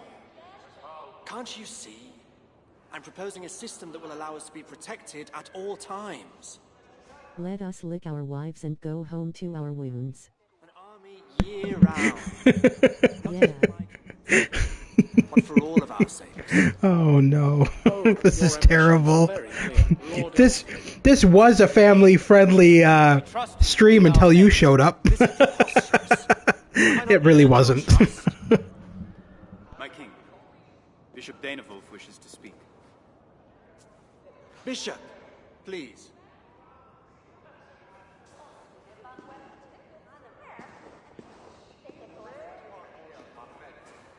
I have come to voice the Church's support. Our Lord's will is in alignment with Alfred's intentions. If you are men of faith, you will give your assent. Noble men, what say you? Despite my doubts, I will not go against our Lord's wishes. You have my support. And ours as well, for now. Let it be known that the Witan agreed. To prove my good faith, allow me to demonstrate the efficacy of my strongholds. Please follow me.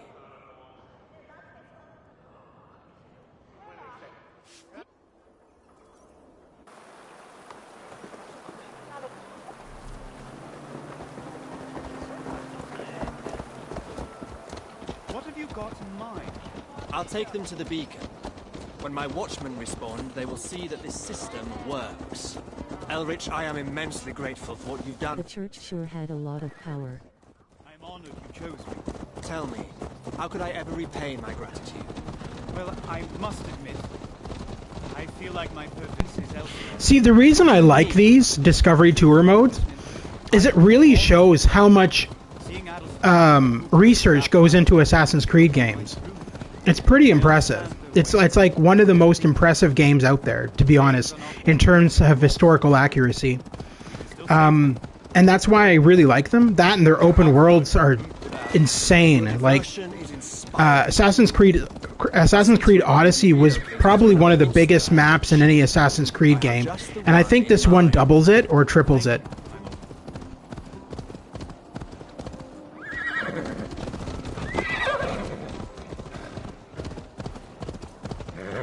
I don't understand.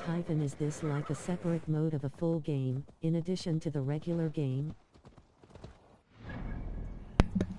Okay, yeah, so the full game It's a great value. So the full game. So every Assassin's Creed game comes out, well, whenever it comes out. And then a year later, they include a Discovery Tour mode as a free download. What happened to the dude in the 20th century from Assassin's Creed 1? Did he drop dead or something? Yeah, okay. So you're talking about Nolan North's character, Desmond Miles. Yes, he died in Assassin's Creed 3. He died, so near the ending of Assassin's Creed 3, he's killed by Abstergo. That's why he doesn't exist. And I think the reasoning behind that was mainly that Nolan North couldn't do the character anymore, and so they just chose to kill off the character. And after that, Assassin's Creed games either would make fictional characters or would make the real world character first person, meaning that it would be you. So like Assassin's Creed 4, when you went into the real world, it was all in first person. And then for the new Assassin's Creeds, you play as... I don't know if I have her unlocked here under characters. I'll look. Yes, you play as Layla Hassan in the real world. That's who you play as in in this Assassin's Creed in the real world.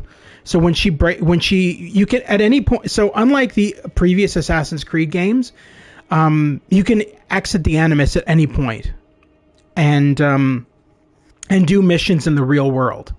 Obviously not in Discovery Tour mode, but I'm surprised how educational this is. So in the actual game, not the Discovery Tour mode, at any point in the game, you can literally just exit the Animus, and you'll be in the real world, and you'll be playing as Layla. And then in the in-game world, you play as either Ivor as male or Ivor as female. I always usually play the male character because the female character feels like kind of a wimp. And then they put in characters like Odin's in the game, stuff like that. There's quite a lot of, I think even Thor. Yeah, Thor is in the game too. Yeah. So yeah, it's pretty good. I enjoy them. I really enjoy. What? Go away. I enjoy them. So, like I said, the main game follows the life of Ivor, who's a Viking who wants to separate from the Vikings and kind of do his own thing. As far as I remember, I haven't played all of the story of Valhalla because it's really freaking long. I don't know if this world map is the same as the world map in... No, it's not. Okay, so the map in Discovery Tour mode is like maybe like a half size of the actual map in the game. So the map in the game is huge. This is really nothing. This is actually quite small. But yeah, no, it's definitely worth it. All the new Assassin's Creed games are my favorites, actually, because they include the Discovery Tour mode. So Assassin's Creed Origins, Assassin's Creed Odyssey, and Assassin's Creed Valhalla, which is this one, all include a Discovery Tour mode. All the previous games before that didn't. And that was mainly because school teachers were saying, oh, you know, I've actually brought this game into class, meaning the previous Assassin's Creed games before Origins, and they were saying, oh, I brought this game into class, and it's amazing the knowledge that you can learn from these games. Even though they're insanely violent, the knowledge that you can learn from them is insane. Like there's a lot of historical accuracies and everything. And so Ubisoft responded by going, why don't we make a Discovery Tour mode that doesn't have any violence, where you can't die, and where you can learn about the history of the time period and interact with characters of that time period. And so they started putting that into all of the modern Assassin's Creed games, and now school teachers are praising it, like, into the ground, saying, you know, this is amazing. This is we can teach our class with all of this, and they can have fun at the same time.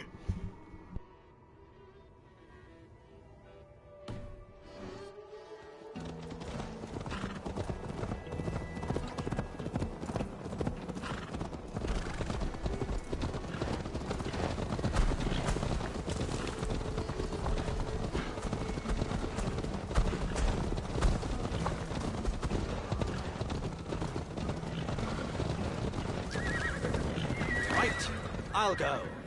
My king! You can't. It's illegal. If I won't do it myself, then I cannot expect my people to.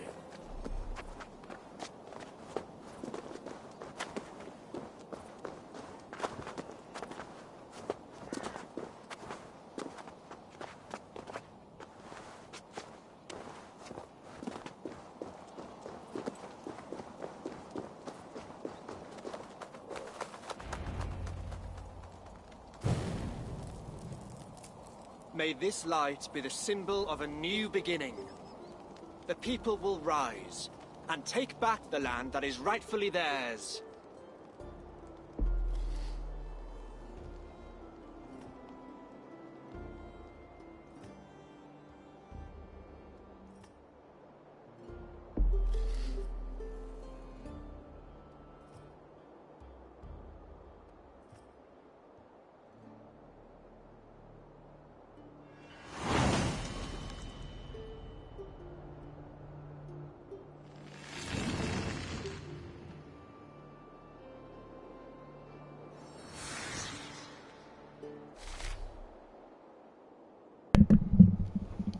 New life, new lands.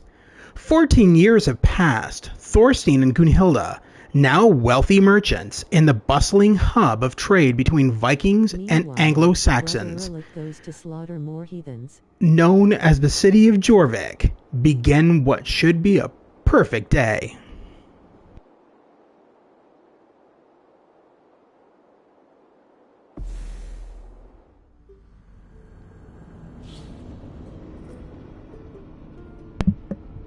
So what's interesting is at one point in this game gets kind of fictional. Well, depending on your point of view, but Thorstein ends up dying and ends up in what's it called? Oh God, I can't remember the name. Is it Valhalla that he ends up in? I can't remember. But it gets really cool. Because you meet Odin and everything, and you meet Thor, and it just gets really freaking good. No, not Hell. I can't remember. It's been a while since I've actually played Discovery Tour mode. Should remain clear for this afternoon. It's a shame they did not marry at dawn. Light. Asgard. Is she anyone I know? You can bid her good day the next time you spy a mirror. Never fear. I'll have plenty of Asgard? time for beauty while I help eat Asgard. You should not let Trig labor alone. Asgard? Yes, I think you're right. I think it's Asgard. It's not Asgard, but it's but it's Asgard. Yes. And then there's the matter of your gift.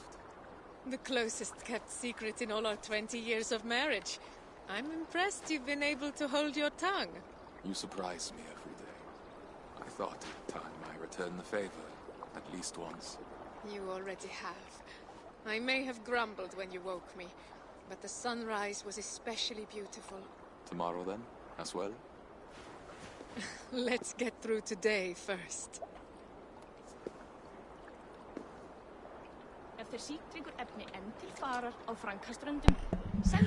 I'm pretty sure this is like near the part where he dies. Like, I don't think we have much left of this Discovery Tour mode, actually. I think I might be wrong, but I'm pretty sure this and then the next world is Asgard. The next world is awesome though. Like it's really well done. Like it's when you go to Asgard, there's like mythical beasts and stuff, and That is too old school. I want freaking Gunhilda. Broomhilda just reminds me of Broomhilda from Robin Hood Men in Tights. Do you remember? She fell on the horse, or no? She was like the assistant of Maid Marian. Broomhilda. She was so stupid. Before you do it, you must go through it. Or else I blew it.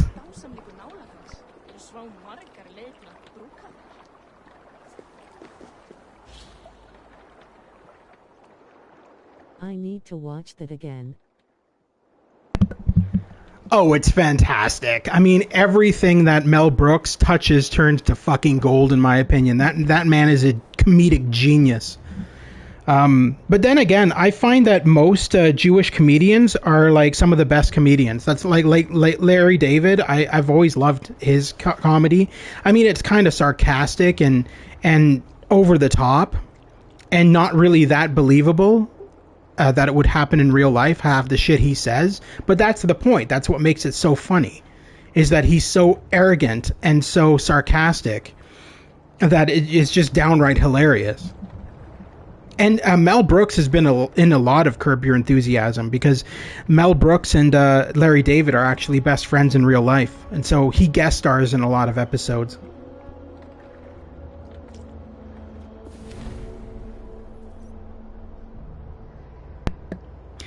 Jorvik, Conquest to Boom. Before its conquest, Eoforwic, as the Anglo-Saxons called it, was made up of distant, scattered buildings. After it was taken by the Vikings, archaeological evidence suggests that new houses were erected and grouped together in an organized way. Further research suggests that around the same time that the Vikings settled on both sides of the River Ouse, there was a giant leap in population in the area. These finds reflect Jorvik's development as an urban center during this period. This helmet is among the things left behind by Jorvik's inhabitants, a reminder that, even in times of growth and prosperity, war was still a part of daily life.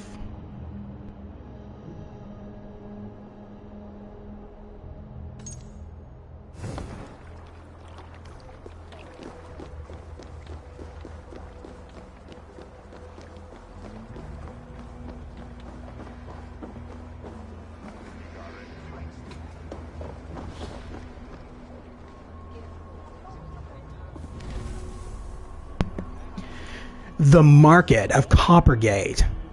A visitor to the Coppergate's market would discover goods and treasures from every corner of the known world. They would also find craftsmen and craftswomen of every kind.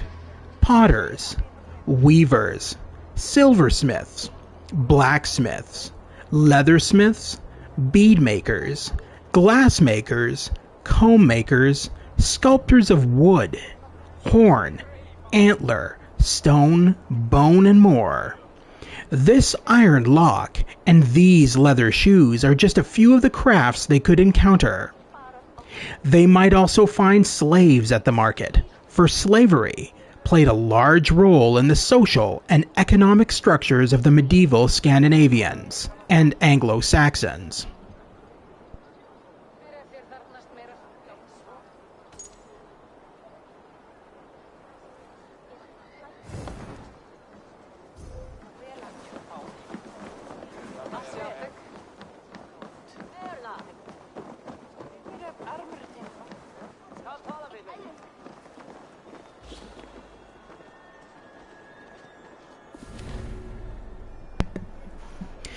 Anglo-Scandinavian fashion. Wool was the most used material by both peoples, followed by linen. Silk could be found in clothing. It had been brought to Anglo-Saxon Britain all the way from the Middle and Far East.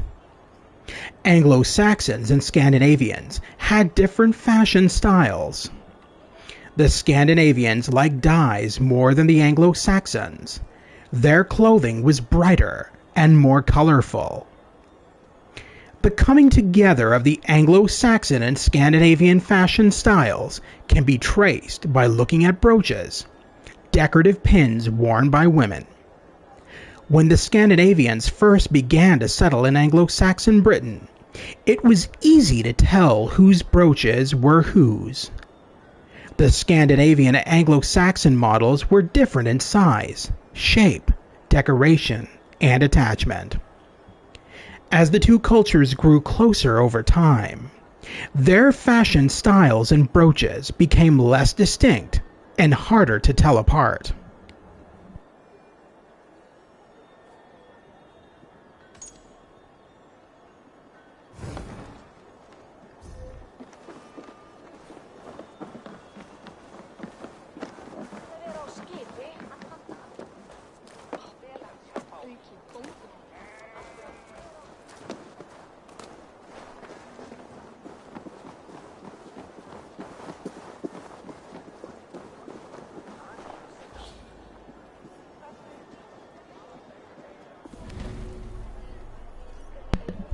Do you speak Viking? Old Norse vocabulary is deeply woven into the English spoken today. For example, the Old Norse word for village, by, still ends the names of many towns like Derby. The word plow, used in farming, comes from the Norse word plor. The word kid, seen here, meant young goat. In Old Norse, today it refers to both young goats and young humans. There are only a few examples of the many, these are only a few examples of the many Viking words still in use today.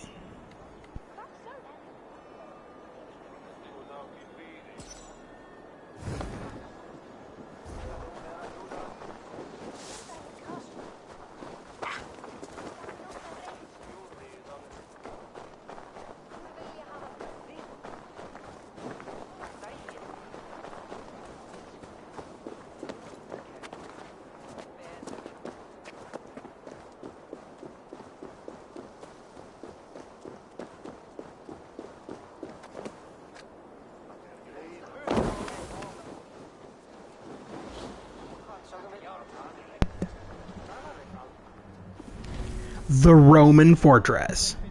After the Vikings conquered the town and renamed it Jorvik, they built new fortifications around the ancient Roman fortress, whose multi-angular tower is pictured here. While its lower parts are Roman, the upper parts are late medieval. Eventually, the eastern and southern walls of the fortress were torn down. What's it called? Jordik? I think it's Jordik. I think it's pronounced Jorvik. Eventually, the eastern and southern walls of the fortress were torn down so that the new settlements outside could join the rest of the town. Jorvik would continue to expand, eventually becoming larger than Hedeby, Denmark, and Birka, Sweden, two famous Scandinavian commercial centers.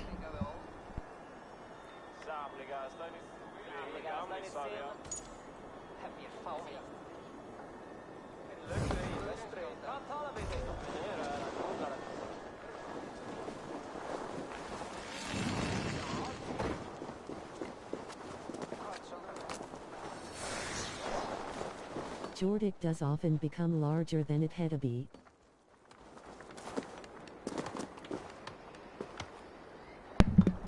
What? Okay. So, you're streaming tonight, aren't you? I think you're streaming more of 428 or whatever, Shibuya Scramble or whatever the fuck it's called.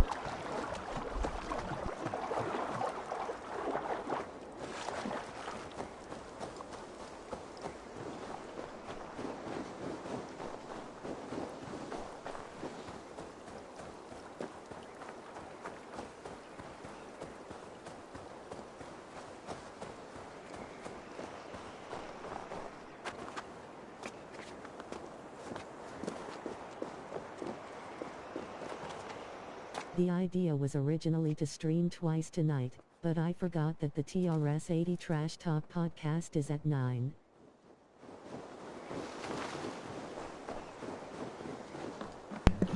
Oh, okay. So you're not streaming on your own channel tonight? Then I'm going to take it. Is there a way for you to link that podcast to your channel? Also, I want to play Canyon Bomber for Atari 2600 and I'm at the mercy of my wife to play with me. It uses paddles. That's cool. I wouldn't mind seeing that. That'd be kind of cool to stream. I will stream tonight, but probably once rather than twice. Yeah, that makes sense. I plan to do another stream tomorrow because I'm actually going away until after the new year. On Monday, I'm going away to visit family, and their internet sucks balls. Like their internet is like dial-up. It's so bad, so I won't be able to stream anything while I'm away. Obviously, I'm gonna bring. You can host someone else's stream. IDK how to do that on YT. Huh.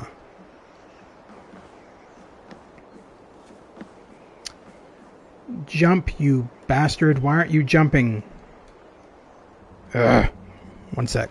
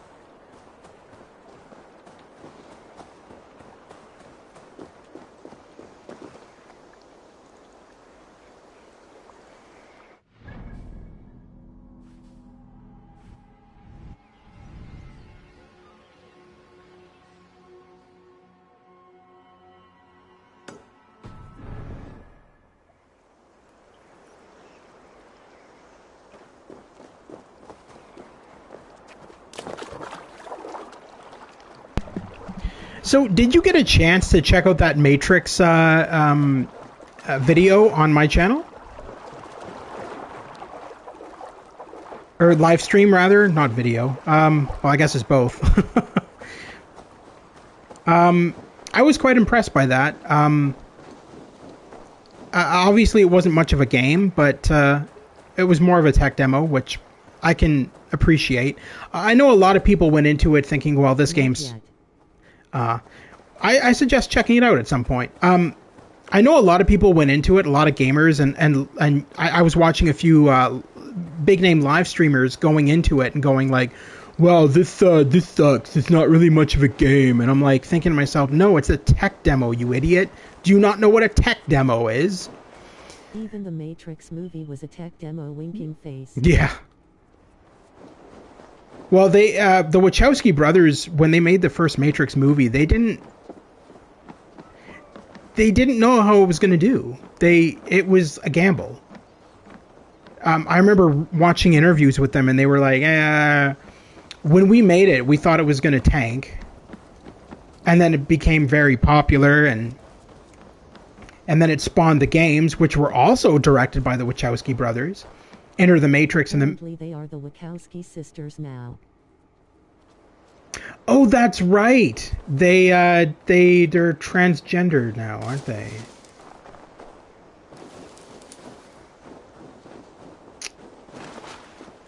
That makes sense, because I was confused when I saw that this tech demo was made by like Linda Wachowski or Wachowski or whatever. I'm like, who's that? I'd never heard of that person, and then as soon as you mentioned that, I just realized, yeah, no, they're both female now. That makes sense. Okay, because I was like, who the hell's Linda Wachowski? Everyone was saying it's. I had the same reaction as you did. Well, I'm not against it. Like, I mean, I'm fine with all that stuff. It's just it confused me because I was like, who's Linda Wachowski or whatever her name is? Because everyone was saying she was like one of the sisters of the Wachowski brothers.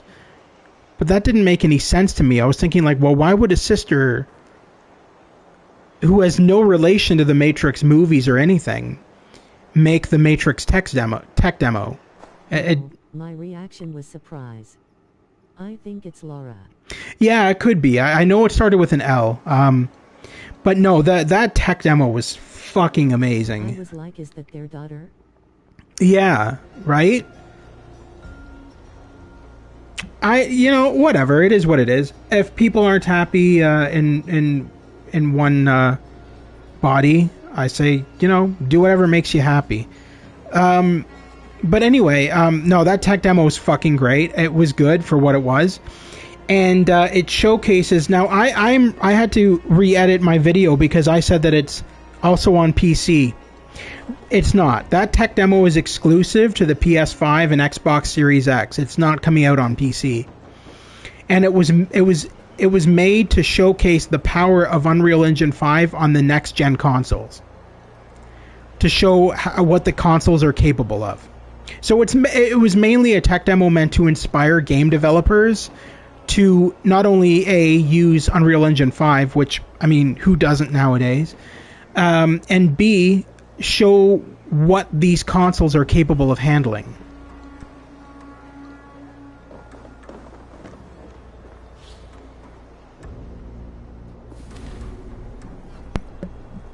Naming the land. The map shows a selection of locations in Anglo-Saxon Britain, whose names have their origins in Old Norse. The Scandinavians were not the only people to name their surroundings. The Anglo-Saxons had named their cities and towns before the Vikings arrived, and they continued to rename them long after the Vikings settled. For example, the Roman town Eboracum was called Eofric by the Anglo-Saxons, renamed Jorvik by the Vikings. Looks like an old crone if you look at the coastline. Renamed Jorvik by the Vikings, and is today known as York. Yeah, it looks like Baba Yaga. Yeah, I see what you mean. Over on the right side, I think, is what you're talking about. Yeah, it kind of does.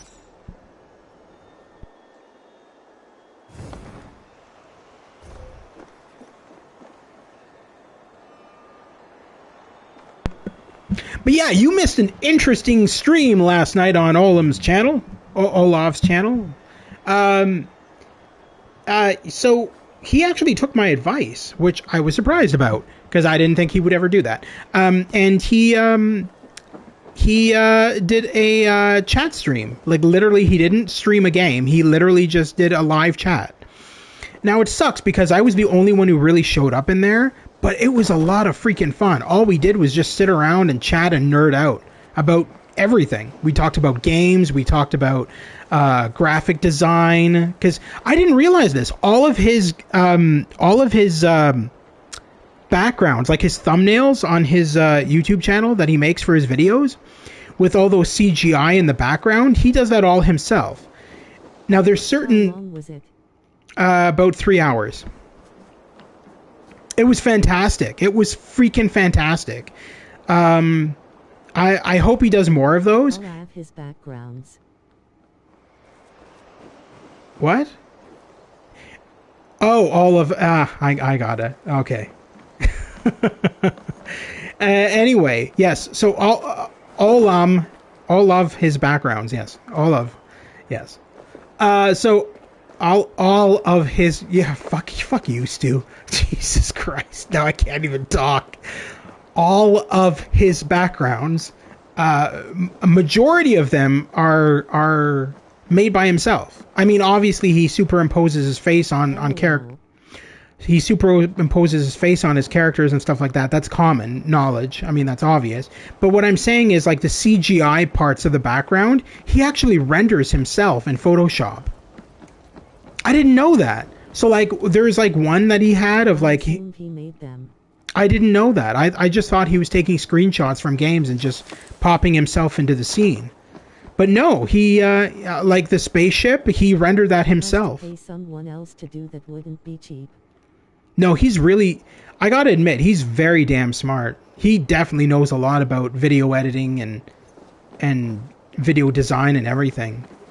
Because even watching his older videos where he did like he made his own like skits and stuff like that, he literally just uses blue screen and just like makes his own sets in Photoshop and then just uses them for his skits. It's really impressive, actually. I unfortunately don't do that because I don't know anything about Photoshop whatsoever. So I kind of just borrow my images for my Let's Plays off of Google Images. I just take whatever, which is probably not a good thing, but I have no knowledge of Photoshop. My knowledge is MS Paint, which is useless. it's a useless program. I've done some stuff in Photoshop, but it takes time. Yeah, oh, I know. I can tell by your backgrounds and the things you use and stuff. I can tell that you have knowledge in Photoshop. Well, I can tell just by when you post. When I made myself bald for the You Don't Know Jack thumbnail. Oh, I might have to look at that. That's funny. I never saw that before. I might have to look at that.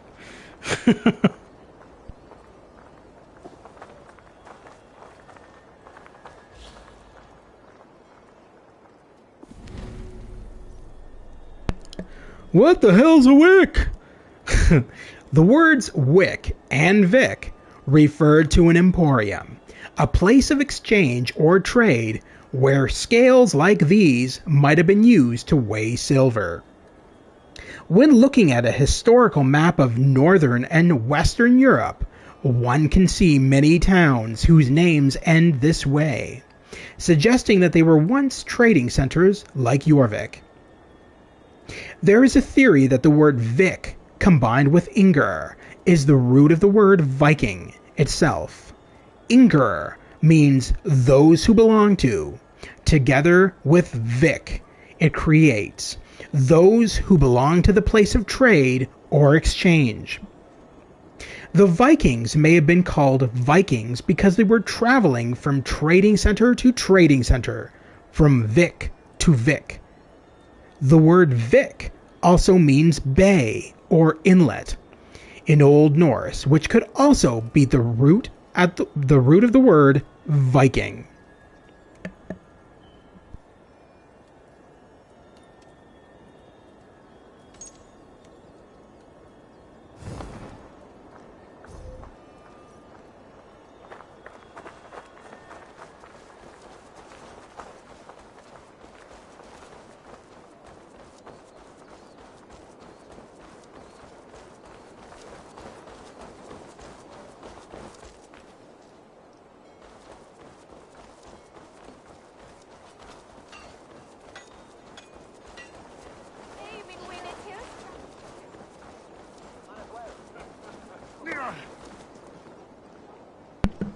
Now, what's interesting, I don't know if you heard about this, but they are making an Assassin's Creed VR game that's going to be all first person. It's actually coming out for the Quest 2, I think next year, or could be the year after.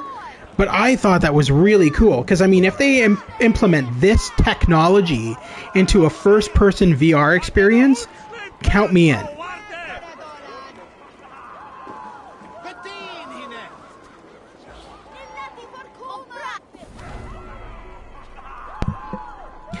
Bioarchaeology.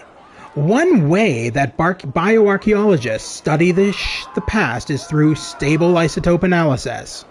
Stable isotopes are atoms with the same amount of protons and electrons, but different numbers of neutrons. Their components do not decay over time.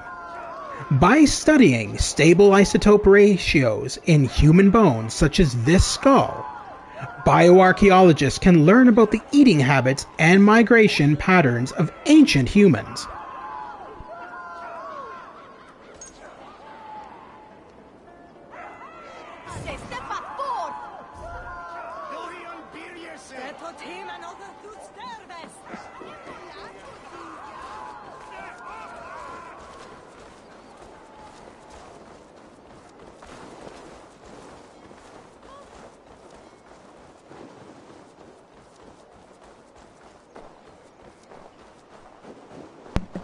You know, I do miss the original Assassin's Creed Discovery Tour modes where everything was narrated for you, and they used actual historical. They used, like, so in Assassin's Creed Origins, they had the narrator was actually a historian, a British historian, and he did the narration. Now in this game, they have the actor who voices Sean Hastings, who's a main character in the real world of this game, doing the blue locations, which are mainly talking about the tech behind AC Valhalla. But it would have been nice to have the yellow location markers narrated as well. Don't get me wrong, I love doing my own narration. I love to be able to throw on my narrator voice. But at the same time, there is a lot of reading where there should have been narration, in my opinion. Because I know that a lot of gamers don't really like to read all that much. And I've seen that from watching other people play games. As an example, in Resident Evil, when you were picking up like notes or stuff like that, 90% of gamers would skip past the text and not read it. They would just be like, "Oh, I picked that up. That's cool. Not interested in reading it." And so you would never get any backstory behind anything, because nobody wants to read nowadays. They just want to play a game, and they don't want to be able to have to sit there and read hours of text.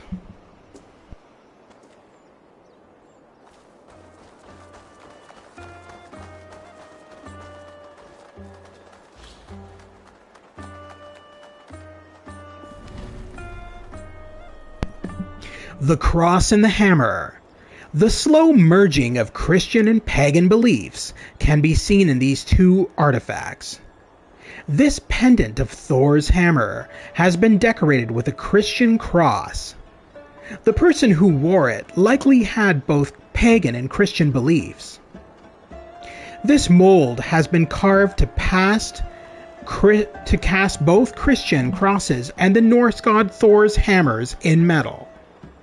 The craftsman who owned it could use it to make pendants for his customers, whether they were Christian, heathen, or somewhere in between.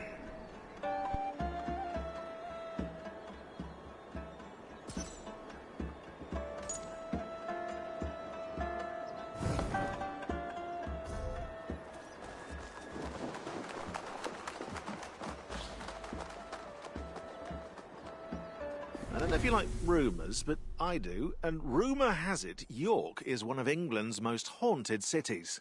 Built by the Romans, it's said that ghosts of fallen soldiers still roam the city, inspiring a locally brewed beverage, the Centurion's Ghost. Must be a pale ale. To emulate this mystical atmosphere, level designers took the opportunity to place an underground location, reusing Roman-era abandoned sewers.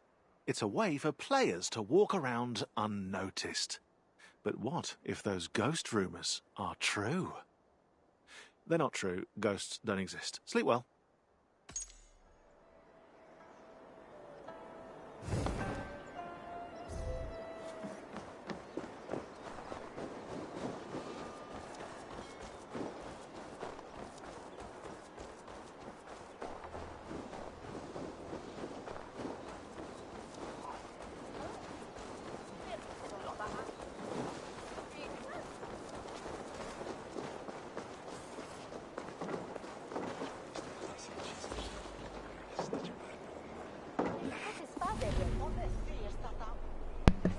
The Coastal Trader. I had to step away for 5 minutes.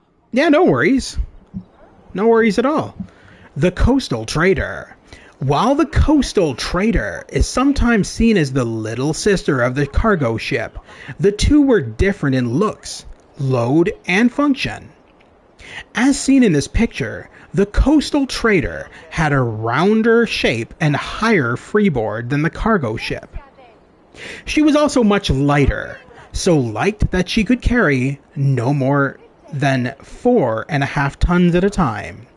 Too much weight, and she might sink or capsize. The Coastal Trader also relied much more on oars to navigate rivers than larger ships did. This meant that she needed a larger crew to man those oars, between 10 to 15 sailors. I'd like to see a short film hyphen the makers of Assassin's Creed go back in time. That would be kind of cool. Light as she was, the coastal trader was usually used to carry domestic cargo along the Scandinavian coast. Look, it's exactly like we read in the history books. Yeah. We've gone back in time, Marty. Nevertheless, she was still... The SK tech. Asterisk kills them all asterisk. Oh my god, I'm getting another one of those. Oh my god. Okay. Son of a bitch. Those fucking trolls that were on Olim's stream are now on my stream. Don't listen to anything they say, and if they put links in my chat, don't click on them. I'm gonna have to ban them. Nevertheless, she was still able to cross great distances offshore, transporting goods, merchants, and sailors from Scandinavia to its colonies. Hey, why am I not a mod? Mod me up.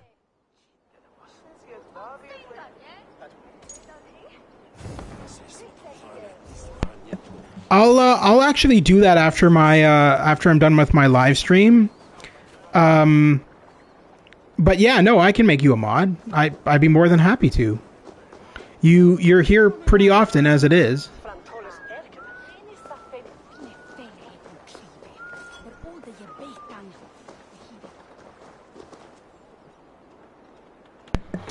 But yeah, that same troll or whatever the hell they are. I don't know if they're trolls, if they're actual people, or if they're bots. But they attacked Olaf's stream quite a bit last night. So I don't know. I don't know where they're all coming from. I don't get it. Trolls call me the oldest Billy Goat Gruff. Speaking of, you were talking about Assassin's Creed movies, all that kind of stuff. Did you know that there are Assassin's Creed movies out? And I'm not referring to the Hollywood one. I'm referring to Assassin's Creed movies that were actually made by Ubisoft. You can find them on their YouTube channel, and they're actually really well done. All with real actors, and they're freaking awesome. They're so good.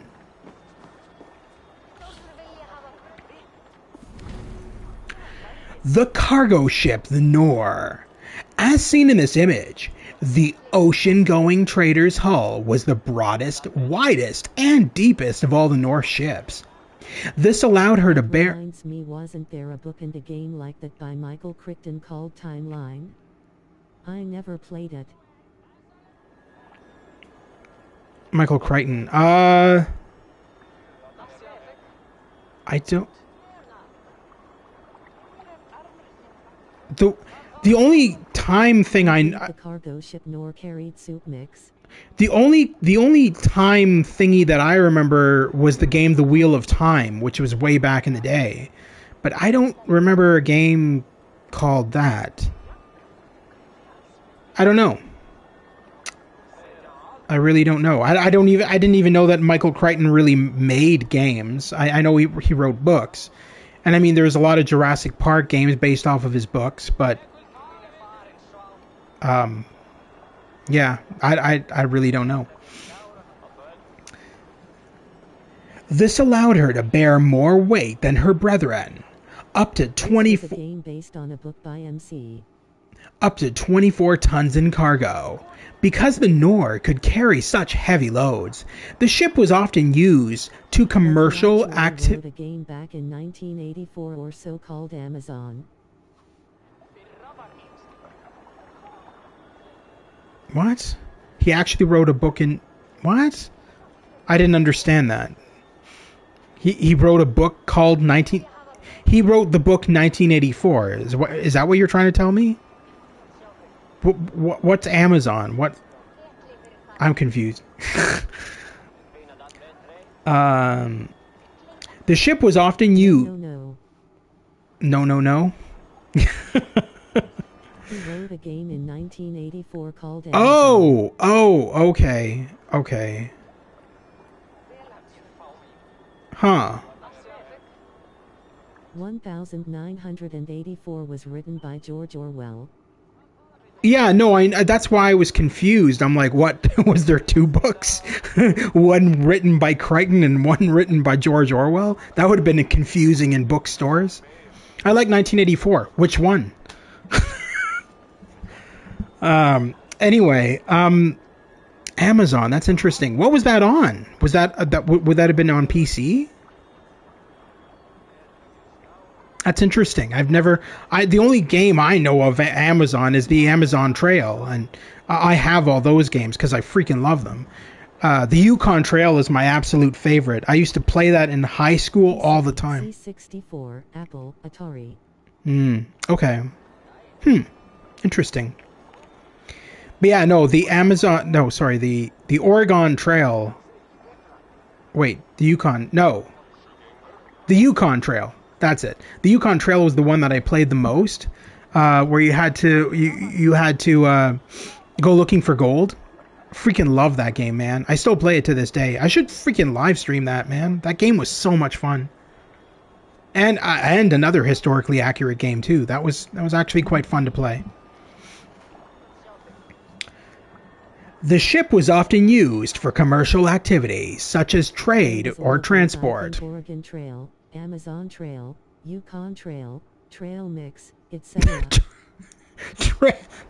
What? Trail Mix? Isn't that a breakfast cereal?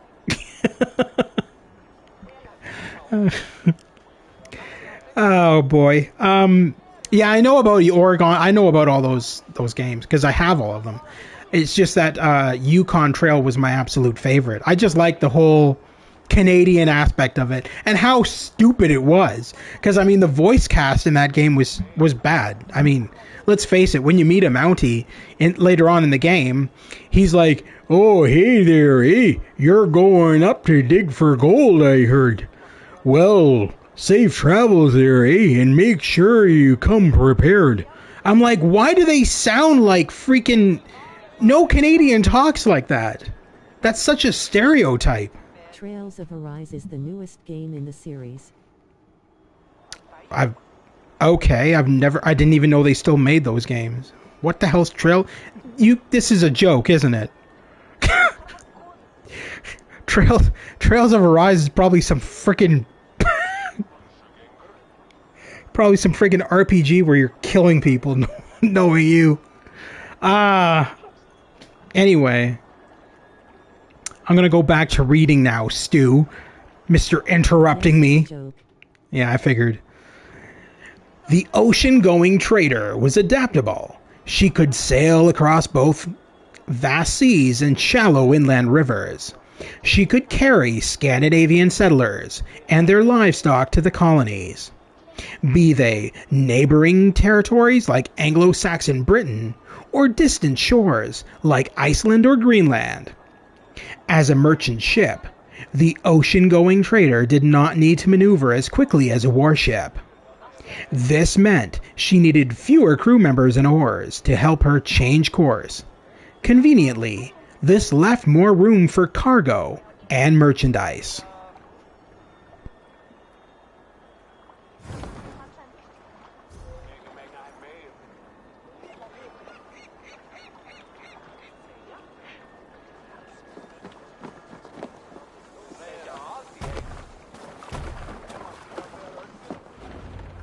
Frick! Started unloading without me, I see.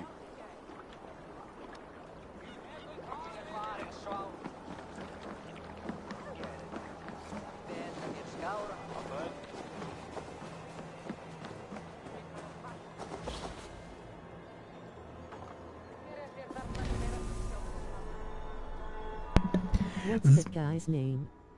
Prig. No, Trig, I think he said Trig. Trygg. I don't know who he is. I think he's just like a random guy on your ship.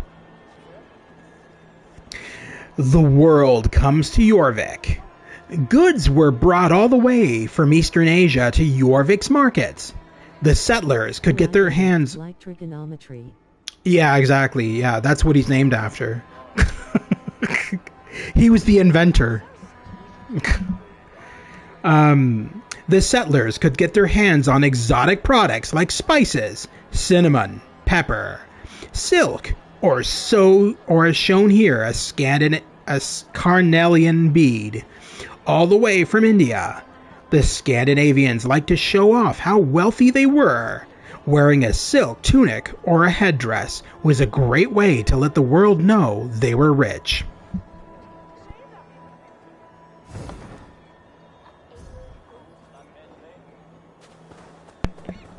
Look, my friend, at my wife's new dress. Isn't it lovely?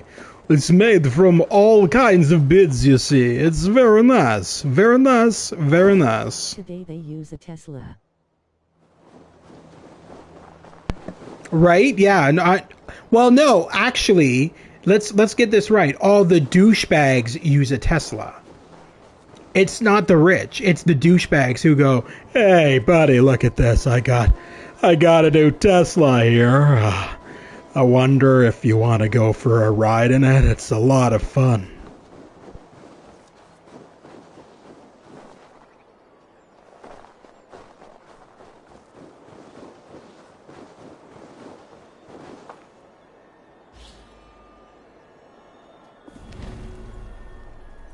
LOL, that sounded a bit like putty. That was the point. Yes. Putty was so stupid in that one episode of Seinfeld where he worked at a car dealership, and oh my god, it was so bad. It was like Jerry's trying to get a new car, and Putty's just like, yeah, we got all that in the car.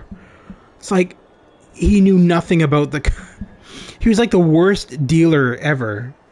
Because he knew nothing about the cars he was selling. He was just responding yes to everything everybody was saying.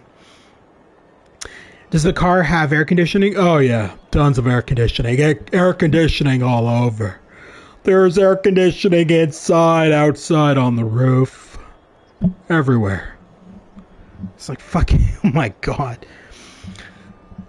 Stone sculptures. About 400 Anglo-Scandinavian stone sculptures were erected between 876. Salesman, LOL. Yeah.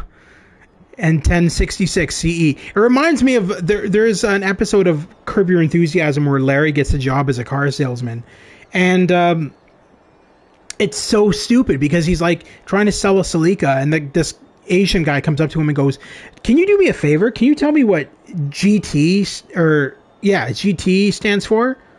And Larry goes, "Guaranteed tremendous." And the Asian guy goes, "Guaranteed tremendous what?" He's like, "Guaranteed tremendous. That's what it stands for." Okay, so the Celica GTS is what? Oh, it's guaranteed tremendous safety.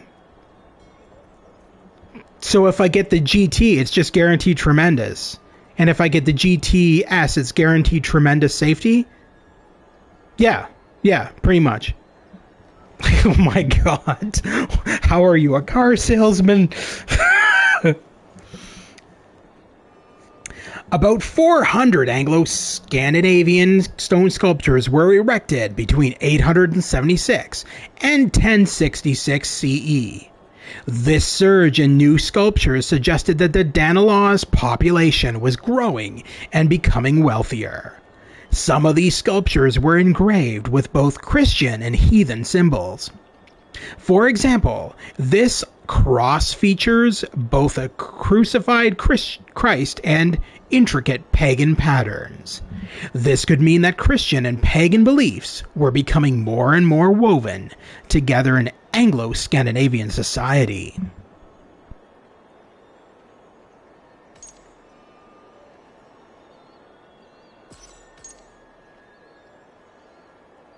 King Alfred's sculpture was also erected many times in that period.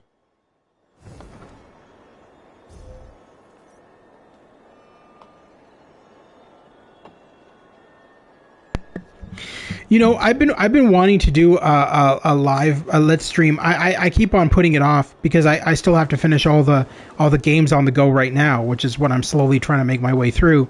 But I've been wanting to do a let's play of Telltale Games Back to the Future game and just do the entire commentary as Christopher Lloyd. I think it would be kind of funny. All right, we're here to play Back to the Future.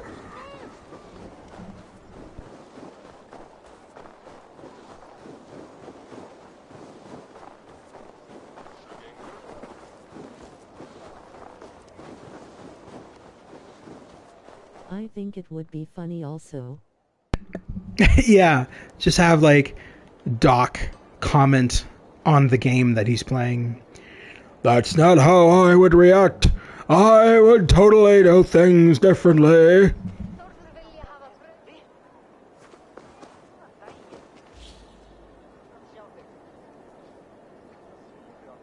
Ooh, this should be interesting. These are the voice actors who voiced in the main characters. It seems that Vikings and Anglo-Saxons could roughly understand each other at the time, as both of their languages sounded similar and had diverged only a few centuries. Wait, go back. What did I say? What did I say? Relied on linguists such as runologist Maya Bakval of Uppsala University. Uppsala. It makes me kind of happy, that word. Lines were then written in 3 versions, in English, for context, in the original language, Latin, Old Norse, Old English, and in phonetics for accurate pronunciation. Pronunciation, like that. Interestingly, it felt quite natural for Icelandic actors to pronounce Old Norse.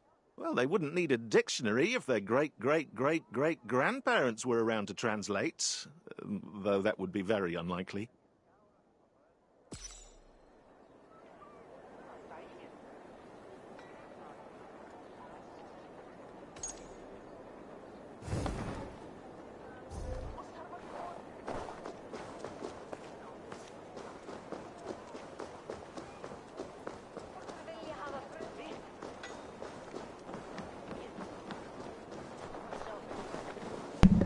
The only thrilled to be there. The only Assassin's Creed game I didn't like for voice acting was Odyssey.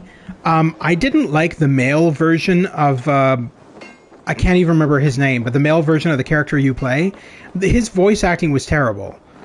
Like he was like literally like he would like go up to people and be like, "Hello, is there a specific job you want me to do? I can do it. I can do anything you want." It's like, I don't know, his voice acting was really bad. And every time I hear it in Odyssey, it just makes me cringe. Because it doesn't sound... He's supposed to be from Greece, but he sounds the equivalent of Borat. It just sounded weird. And it didn't really suit the character at all.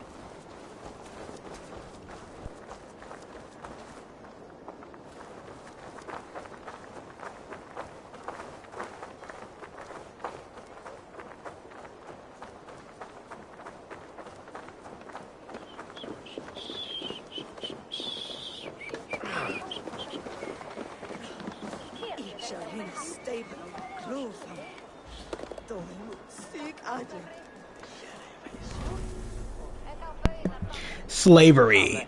Collars, chains, and iron shackles like these found in Ireland would have been worn by slaves in the Viking era.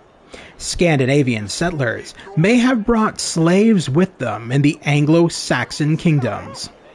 As they conquered more territory, they likely enslaved more people.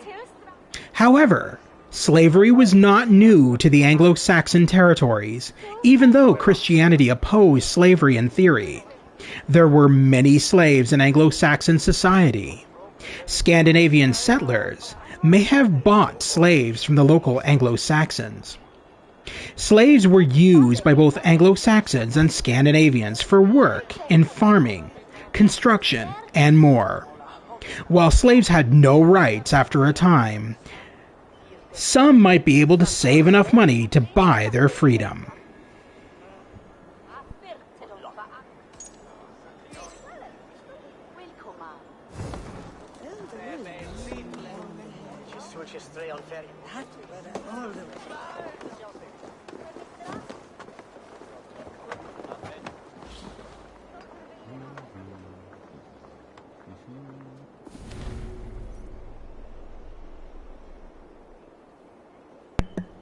The town of Jorvik. After its capture by the Vikings, Jorvik, pictured in this screenshot from Assassin's Creed Valhalla, grew quickly in land, wealth, and people. It became a center of commercial, political, and social power. Even though it had been wrenched from Christian hands by a so-called heathen army, Jorvik was still an important place for Anglo-Saxon Christians as a center of trade and cultural exchange. Jorvik was one of only 2 towns in the Anglo-Saxon territories where an archbishop had a see, a seat of Christian religious authority.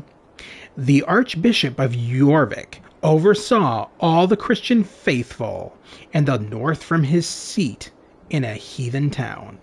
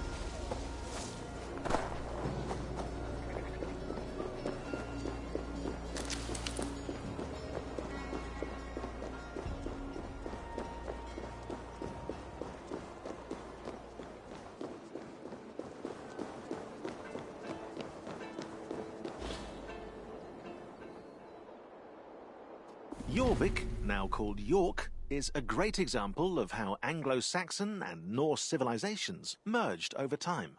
Its multiple docks and narrow streets filled with exotic supplies welcomed international traders year-round. To represent this thriving hub, level artists and level designers used Coppergate, one of the city's most notorious landmarks. Known at the time as the Cup Street, where merchants sold handmade cups and pots, it was taken as a reference and extended to the rest of the town. With its small wooden houses and stalls tightly built together, Jorvik clashes with stone-built Anglo-Saxon towns.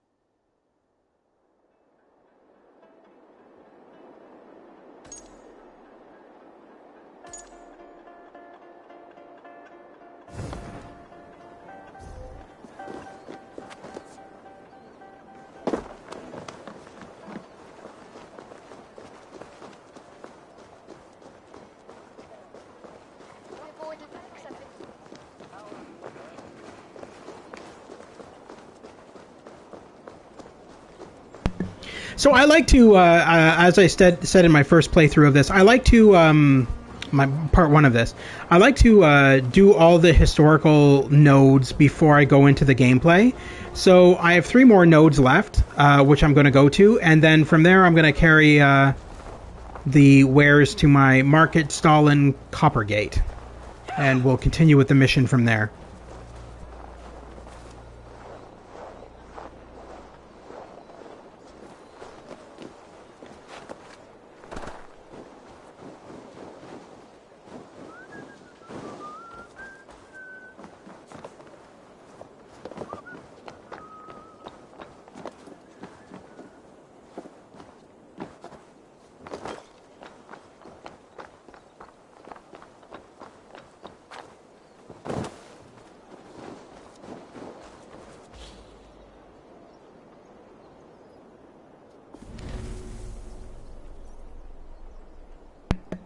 The Mint of Jorvik. A few decades after Jorvik was conquered by the Vikings, kings and archbishops started to mint coins there. Coins were stamped with coin dies like these, some of them marked with both Christian and pagan symbols. This suggests that the two religions were beginning to mix and merge more and more with one another.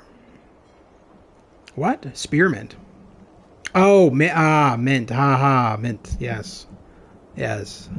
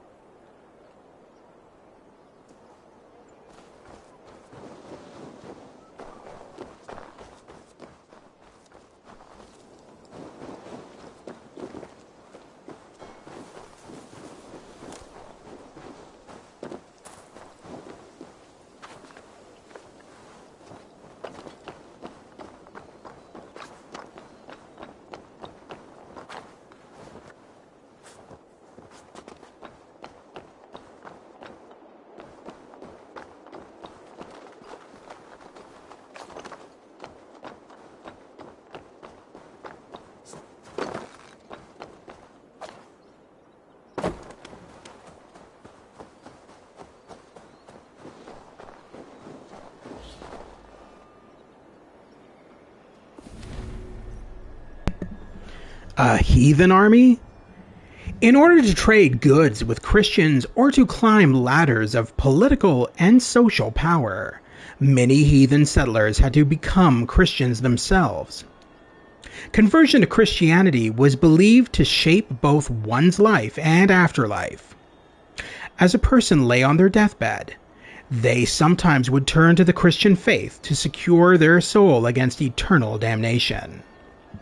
This was the choice made by this man whose final resting place is marked by a hogbath gravestone and a sculpted hand-held cross.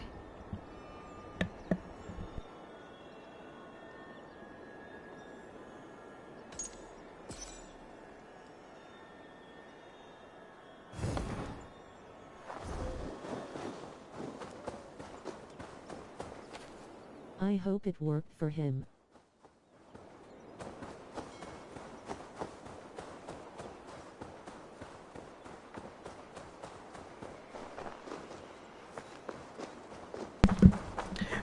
Yeah. But yeah, if you ever want to get into the Assassin's Creed games, may I suggest skipping the originals and going straight for Origins, Odyssey, or Valhalla. Those are the three that have the Discovery Tour mode and that are more historically accurate than previous generations of games, and have a totally different mechanic. So all the older Assassin's Creed games were stealth based. These new ones aren't. These new ones you can just go in, hack and slash. They're not hard. You can go in and do it stealth-wise if you wanted to. They give you that option, but it's no longer a stealth-based game.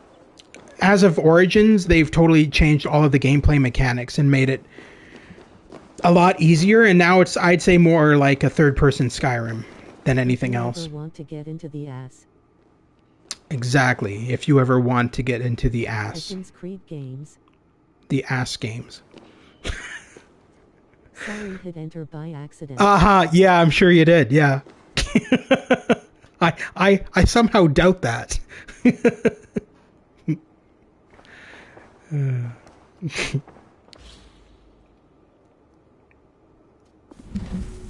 The move to Christianity.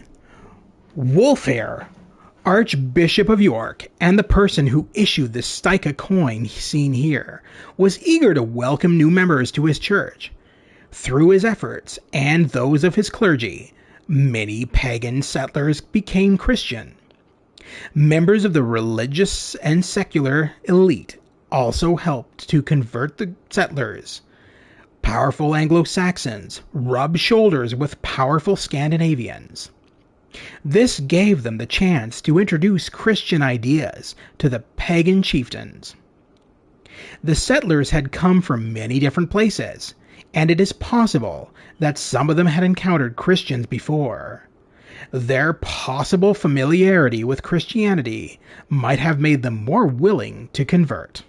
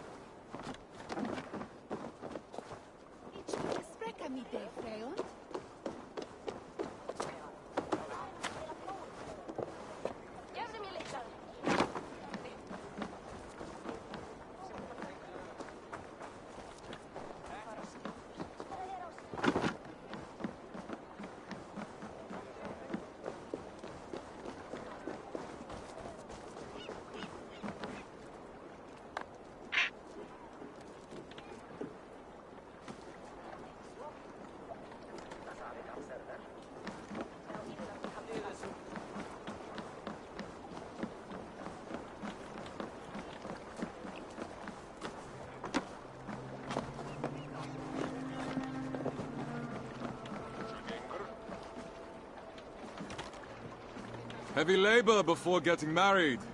Your bride won't want to seal the covenant with a kiss. If you don't want me to sweat so much, you can help me move these wares to our stall. I give you your freedom and you see fit to order me around. You're lucky I've no more expeditions to tempt you with. Ah, Edith would never have it. She means to settle and raise a fine crop of golden-haired angles. I've never dared ask what drew you to her. I know there are many fine Norse women who were devastated when you announced your betrothal. She brought me to our Lord and Savior, Jesus Christ. I know that doesn't seem like much to some, yet she also thinks differently. Every conversation is a discovery of where our family traditions overlap and where they differ. A meeting of hearts and minds, then. You're doubly blessed. Thrice, Thorsteins, for your friendship and our new trade partnership. Your hard work made me a rich man. It's only fair I return the favor.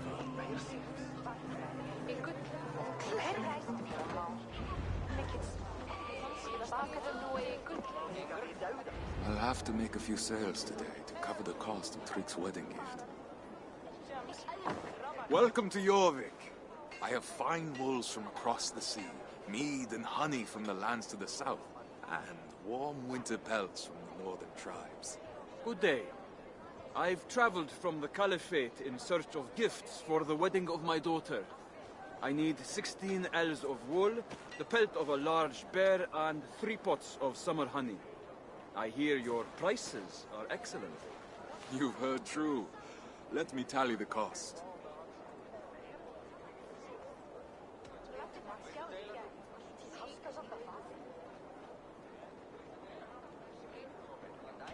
A wedding is a joyous occasion. Pay me 1 ounce of gold and 4 ounces of silver, and come see me again in the future if you're happy with the quality. So little? I could set up shop across from you and double my profits in a day. I won't turn you down. But you'll go out of business before long if you open your purse so freely. A satisfied customer is worth any price. Well spoken, my friend. May Allah watch over you. Good day to you, sir. We're looking for donations to help the sick and the poor. Do you have anything you could offer? A noble cause, to be certain. Let me think. Oh my god, it's another fucking digitized voice. I don't understand this. That cannot possibly be a voice actress. I don't understand what they've done here. Like, half of the game in Discovery Tour mode is like digitized voices. WTF is with her voice acting. That's what I mean. I don't think it's a voice actress. I think it's a digitized voice. I think something happened and they lost some voice actresses. Yeah, agreed. WTF is up with that. I think something happened and they lost some voice actors and actresses because their voices are like, "Hello, sir. I would like you to sell me some things. Can you do that?" Sounds like fucking GLaDOS. The cake is a lie.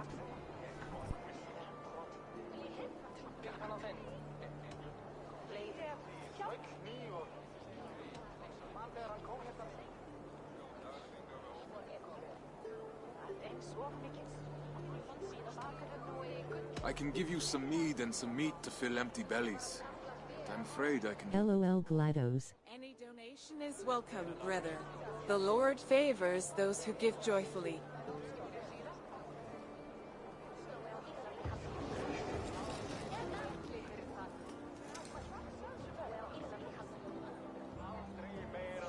Bjorn!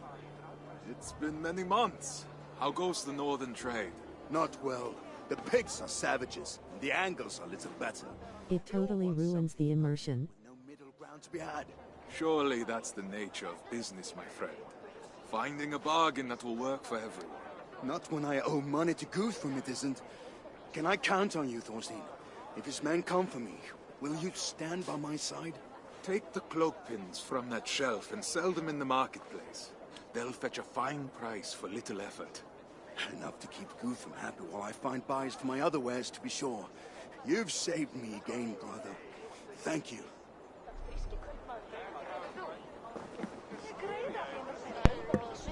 Here's the thing, though, and the thing that I am confused about is that I noticed it, but it feels like nobody else has, except for me and you. Because, like, if you look online, nobody has commented about the fact that half the voices sound digitized. And I'm beginning to wonder if it's actually digitized then, or if it's just bad voice acting. I don't know. To me, it sounded digitized. Because there is no expression in the voice. It was just very monotone. It's like, "Good day, sir. I would like to buy some things." Nobody but you has played this mode. I guarantee it. That's not true. So many people have played this mode. A lot of people prefer Discovery Tour. As a matter of fact, it's very popular. And a lot of gamers, when they buy the new Assassin's Creed games, they eagerly await the Discovery Tour mode because they enjoy it.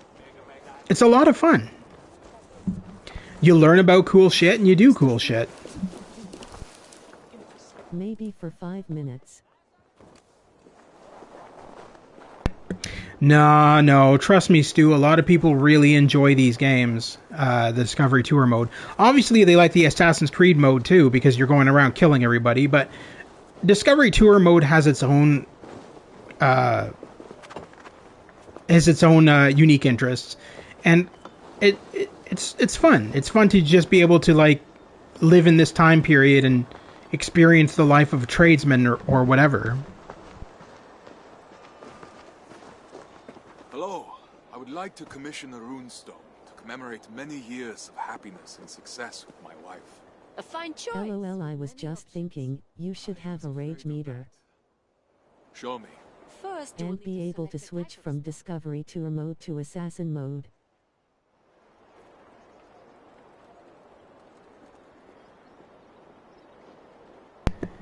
Alright, Stu, I'm giving you the choice. What do you want, granite or limestone?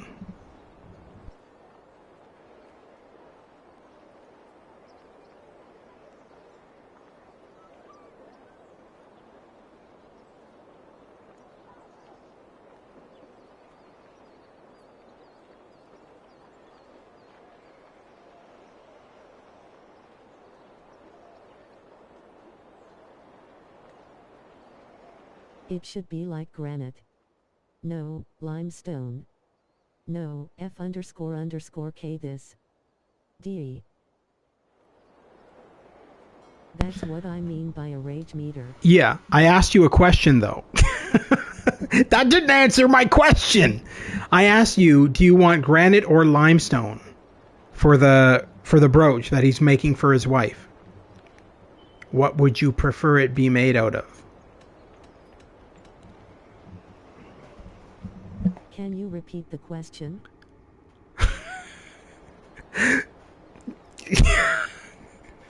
You know what? Fuck you. I'm just going to choose myself. Limestone, much softer. Okay, limestone. Limestone it is. That's what I was going to choose, I'll too. go with limestone. An unusual choice, but no less versatile. It will draw the attention you seek to be. The wife will appreciate the softness. Yes, it is. Then let us continue. Now you will need to choose what you want engraved on your runestone.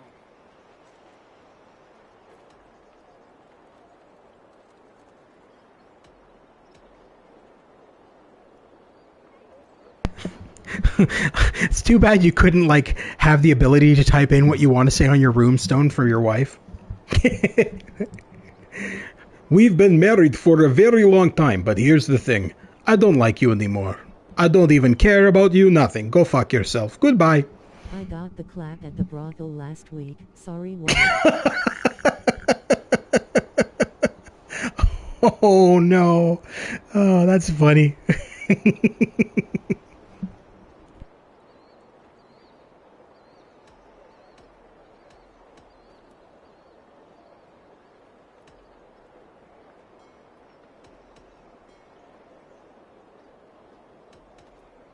Gunhilda loved me when I was in Stavanger. Since she loves you still, it must be some loving indeed. Is this the inscription you want? How is that cheeky? What? That's what no. You know what would be funny? If he ends up with a brooch with, can you repeat the question, carve on it.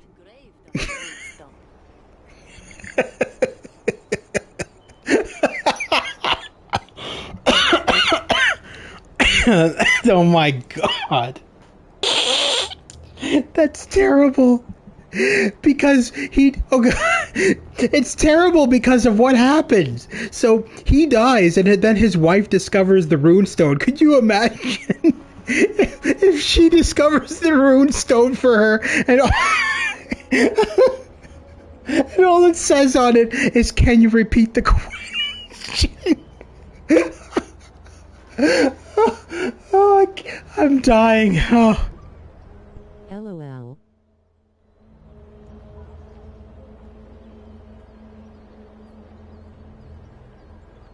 Love me. I love you, Gunhilda. Kiss me. I know you well. A declaration for the ages. Is this the inscription you want? Maybe not. Did you have something else in mind? Now you will need to choose what you want engraved on your runestone. Love conquers all. Let us two yield to love. Sometimes the words we need best come from another's tongue. Is this the inscription you want? Yes. I'll get started on it right away. Your wife is sure to be happy with the results. All that remains is to confirm the design you would like me to carve for you. Gladly.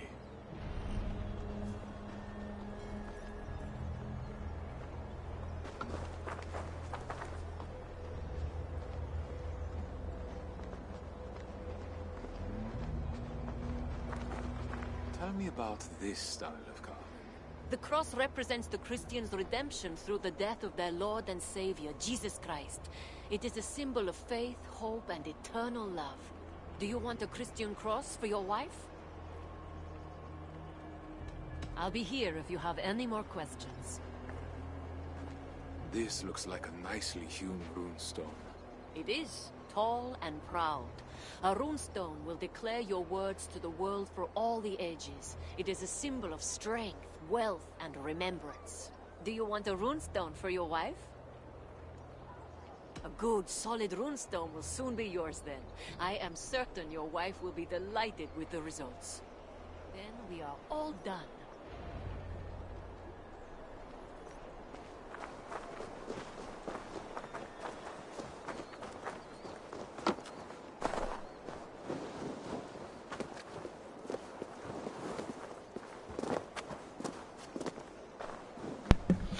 It would be so bad if that was, can you repeat the question, was on the runestone, because there's like a whole segment where like you play as Gunhilda at this like funeral in remembrance of your husband, and there's a whole bunch of people with you, and they unveil the runestone and she like reads it out loud. Could you imagine if it... We're laughing out loud. Could you imagine if the runestone literally said, she reads out loud, can you repeat the question? Oh, she'd be like, what the fuck is this shit? What the hell did he leave me? Well, you made it. And it seems you washed. Both admirable qualities in the husband. I try to hold myself to some kind of standard. The trick is to let it slip, little by little, as the years go by. Is this truly your advice on how to begin a marriage? No, my friend. It's advice on how to end one.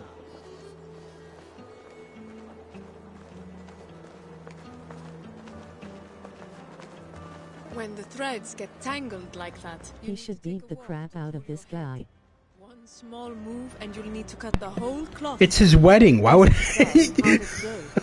swear. just show up at his like fucking wedding or anniversary or whatever and be like, yeah, I'm gonna beat the crap out of your husband. You'll find the shuttle is more agreeable as well.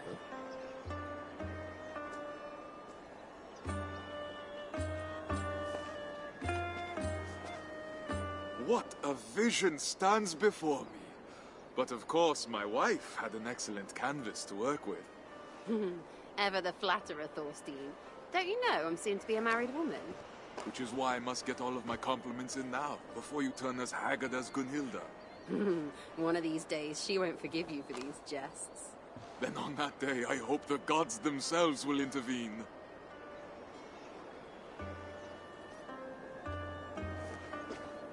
Father Elrich. Trig brought me to one of those Christian gatherings last week. I didn't understand a word. That doesn't sound like a Viking accent to me. You honor me, Thorstein. Praise from the merchant with the silver tongue speaks volumes to my success in communicating God's glory. It's a task you're most well suited for. I try, my son.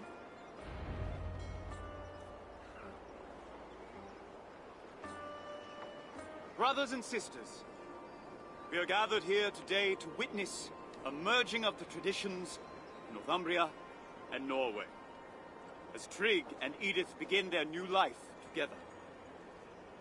Here, where Edith's mother and father are buried, may they give their blessing to this holy union as they watch from within the Lord's sight. Love is patient and kind. It is not boastful or proud. It always protects, always trusts, always hopes, always perseveres. Love never fails. Trig. Do you take Edith to be your wife, here in the sight of our Lord and Savior Jesus Christ? I do. Edith, do you take Trig to be your husband, with Almighty God and your parents' souls as witness? I do. Then let no man separate what God has joined together. For yours is the kingdom, and the power, and the glory forever. Amen. He should be like, inside of WHO. Bless you with many children, and Thor protect you from life's storms. Thank you, my friends.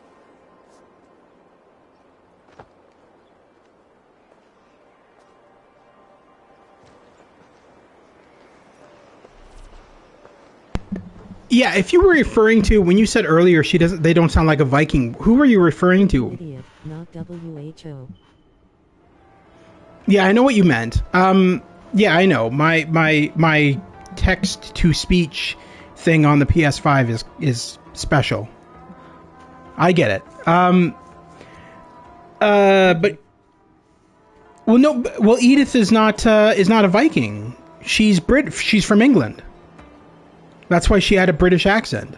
She's not local.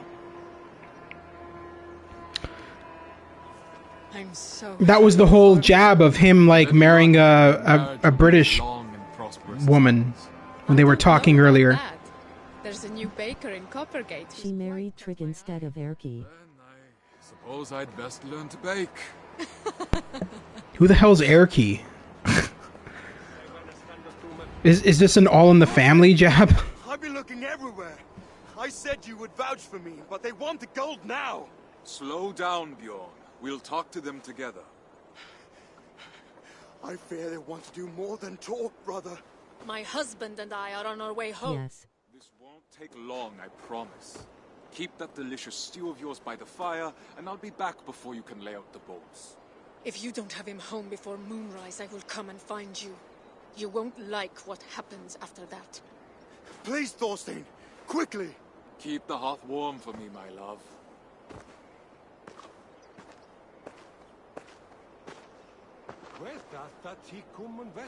They want to do more than talk, brother.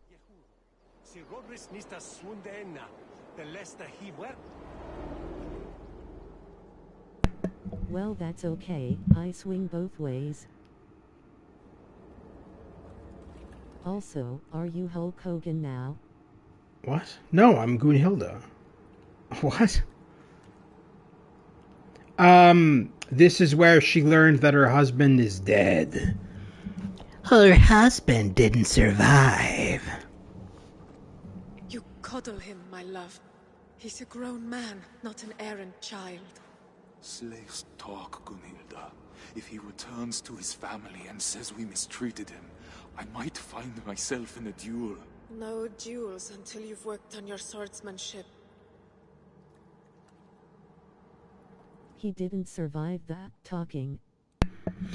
No, well, no, it's he went off on a voyage with that one guy and he never returned. I can't remember how this went, but he's dead and where are you?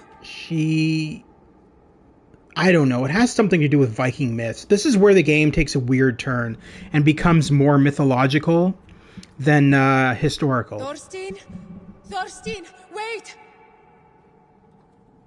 Now, I like how they did this because they're trying to cover all the basics of history of Vikings, including the mythological part of Viking history.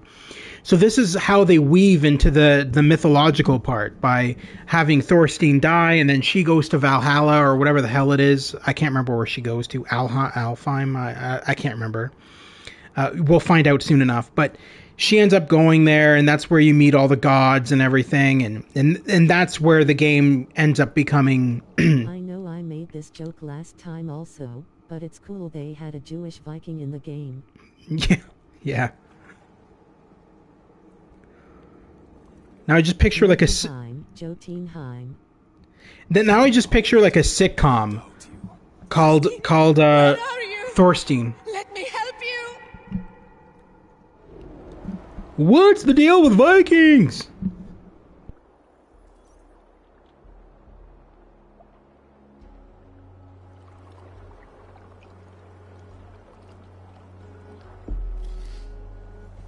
LOL.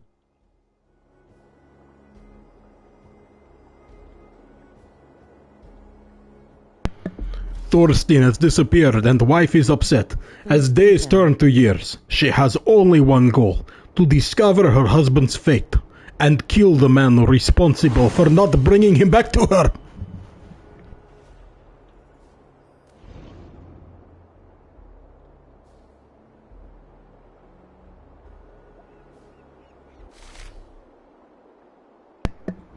Thorstein awakens in an unfamiliar land.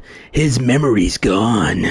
To discover what he has lost, he will have to sacrifice the unthinkable. And in confronting fate once and for all, accept that he will forever be bound by it. It really must suck to be bereft in the days before PS5.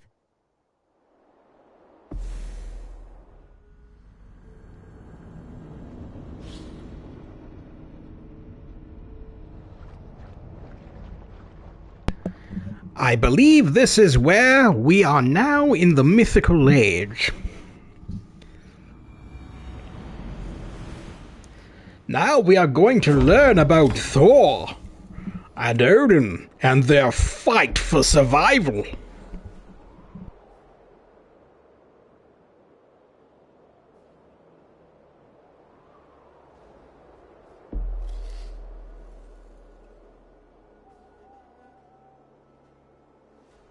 Loki should appear and kick his ass.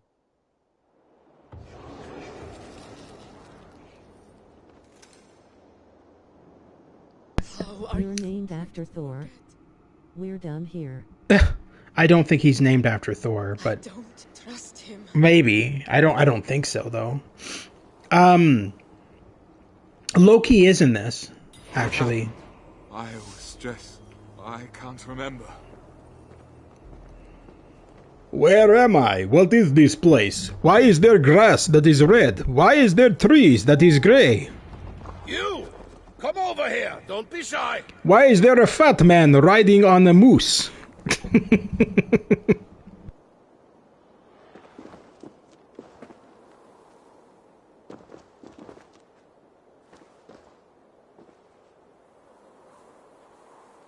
Where am I?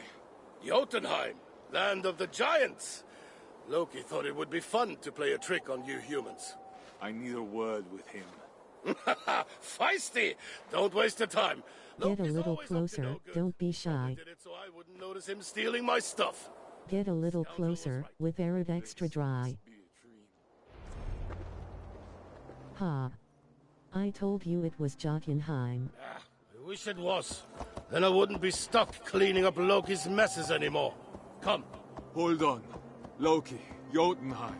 Are you supposed to be Thor, the giant slayer? What do you mean supposed to be? I am Thor. I'll have to take your word for it. My mind feels like someone's poked holes in it. Do not worry about that. We will have to restore your memory to find out where you belong anyway. But first, you must help me. What could I possibly do that the god of the... Are you supposed to be Thor? No, I'm a cosplayer.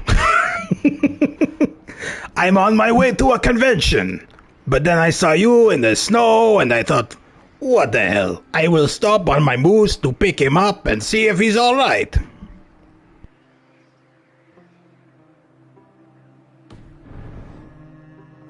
If you're Thor, why are you so fat? Okay, now that's a good question, and I will answer that. So in actual... Long story, there was this guy Thanos. In actual history, if you don't look into the... Never mind that now. If you don't look into the Stan Lee version of Thor, which is big and muscular and big and strong Thor, the actual Thor was really fat and overweight. He was not a big muscular dude. That's why in the modern games like this and the new God of War that's coming out next year, Thor is depicted as very fat, overweight, and not very strong. He's kind of clumsy-ish, which is what Thor was in real life. He was not this big, strong dude.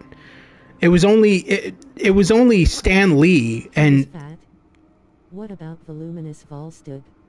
who? I don't know who that is. Anyway, so because of Stan Lee and the comics that we all grew up with Thor and Odin and stuff like that, and Loki, we grew up with that notion that Thor was this big muscular dude, because that was what he was depicted in the comics and in the movies. But really, he wasn't at all. He was very fat, and he looked like the kind of guy who stopped and had a couple of donuts on his way to Jotunheim. Like some coffee, some donuts, and some more donuts, and some more coffee, and then finally arrive. I cannot use my hammer. And without my hammer, I would not last long in a village full of giants. So I need you to handle it. Once you get my things, I will take you to the Well of Mimir. Easy. For you? You will not be harmed. God's honor. But I will be waiting for you here. Just in case.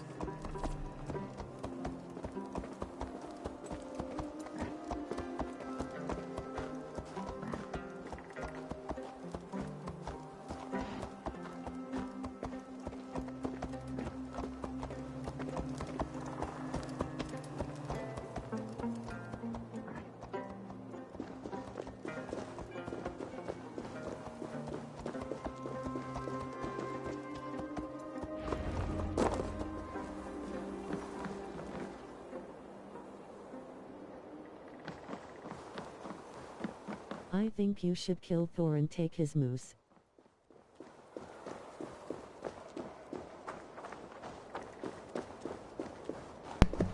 Is that even a moose? I don't think it is. I was just calling it a moose. I'm pretty sure that's like a fucking deer or something. I don't know. Well, anyway, it's some kind of...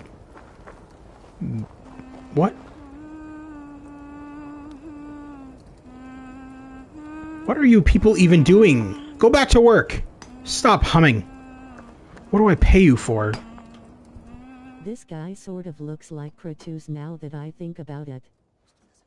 And where are the giants? They're at the top. Don't look like giants. They're not. They're the slaves. The giants are on the top of the mountain. Very top here. There is giants up here. You will see they are all inside. They're not really huge, but they are bigger than you. And then there's this, Yggdrasil. I believe this is. This giant root going across is Yggdrasil.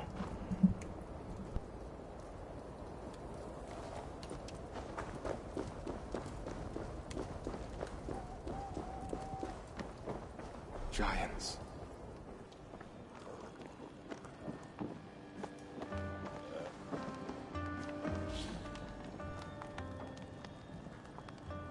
Yggdrasil, the world tree. Correct. Giants, children of Ymir. Even though giants and gods were often enemies in Norse mythology, some gods were part giant themselves. According to Pathetic giant. According to legend, the god Odin was a descendant of Ymir. This did not stop him from defeating and slaying his ancestor. To escape Odin, the other giants sailed away on Ymir's blood until they reached a new world, Jotunheim. Norse lore described Jotunheim as a harsh place, filled with cold, stark landscapes. This artist has sought to capture this eerie, enormous, and unsettling world. The giants lived in both Jotunheim and Muspelheim, the world of fire and ashes. The leader of the Muspels, Surtur, was a cruel giant capable of terrible destruction. The legends say that he is destined to bring fire and death to Asgard, land of the gods, at Ragnarok, the end of days.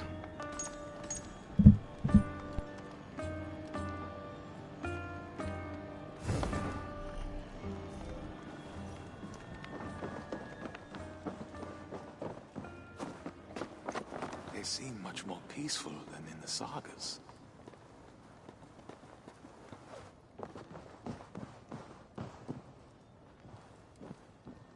Augustus Gloop, The Pride of Dusselheim.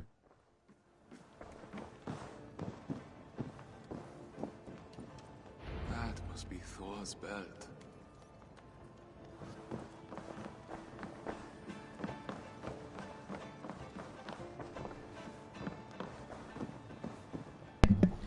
Hold up. Isn't he the guy from like Charlie and the Chocolate Factory? I'm pretty sure he was. Wasn't that Augustus Gloop? Wasn't he like that kid, that big fat kid who like drowned in chocolate? Find Thor's codpiece. That is next on the list after the gloves. First the gloves, then the codpiece, then... Yeah, that's what I thought. I remember that movie. That movie was funny. I loved... I hated the Johnny Depp version. I prefer the original. The Johnny Depp version was fucking terrible. But the original with what's his name? Oh boy, I can't remember his name off the top of my head at the moment. But the original Willy Wonka was fantastic. That was an amazing movie. I won't even watch the Johnny Depp version. I hate unnecessary remakes of good movies. You too? Yeah, right? It's Hollywood. I think they can't come up with any fucking good ideas, so they literally come up with remakes that don't need to be made. Why can't you just leave the original alone? Why do you have to have remakes with fucking the new Willy Wonka? Gene Wilder, that's it, yeah. He passed away not that long ago, actually, a couple of years ago. I remember him best from Will and Grace. Gene Wilder was a guest star for quite a few episodes on Will and Grace. He played Will's eccentric boss, and he was fucking hilarious in it. Anyway. Yggdrasil, the world tree. Let us learn about this tree now. Yggdrasil, the world tree. Some imagine Yggdrasil as an oak tree, others as an ash. This artist has embraced the words of Norse skalds or poets who described it as breathtakingly beautiful, along with the 9 worlds. Yggdrasil was home to many creatures of Norse mythology. Among them was Ratatoskr, the wise-cracking squirrel who would carry gossip from one branch of Yggdrasil to another, or from one world to the next. Gene Wilder was an extremely funny guy. I think my favorite role of his that anyone has seen was in Blazing Saddles.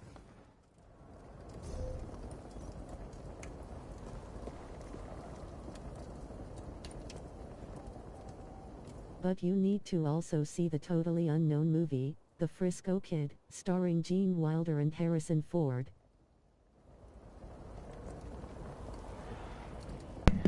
I don't know what movie it was. I caught it when I was younger on TV, and I wanted to know the name of it. It was starring Gene Wilder, and he played like Sherlock Holmes, and it was a comedy. I have no idea what the hell it was.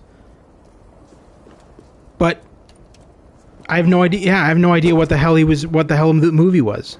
But I saw a part of it airing on TV when I was younger, and I watched it, and it was freaking hilarious. But I don't know the name of it. I don't know what the hell it was. That is called The Adventures of Sherlock Holmes' Smarter Brother. It's okay.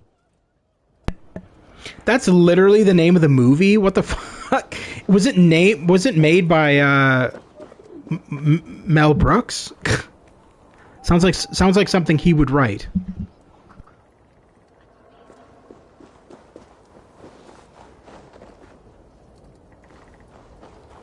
Yes, that's the name of the movie.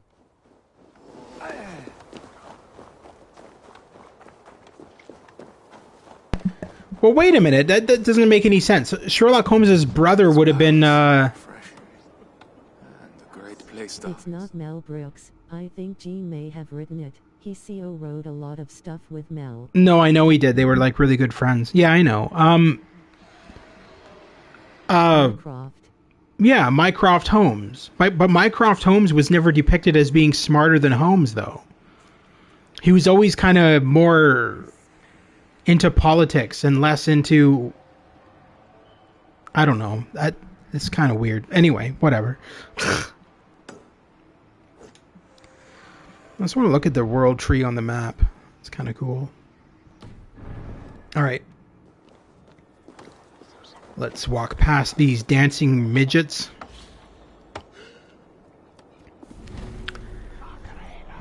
The sacred mead of poetry. Long ago, there lived a god named Cavus. In the Benedict Cumberbatch series, they implied he was smarter, but like you said, he was more into other things.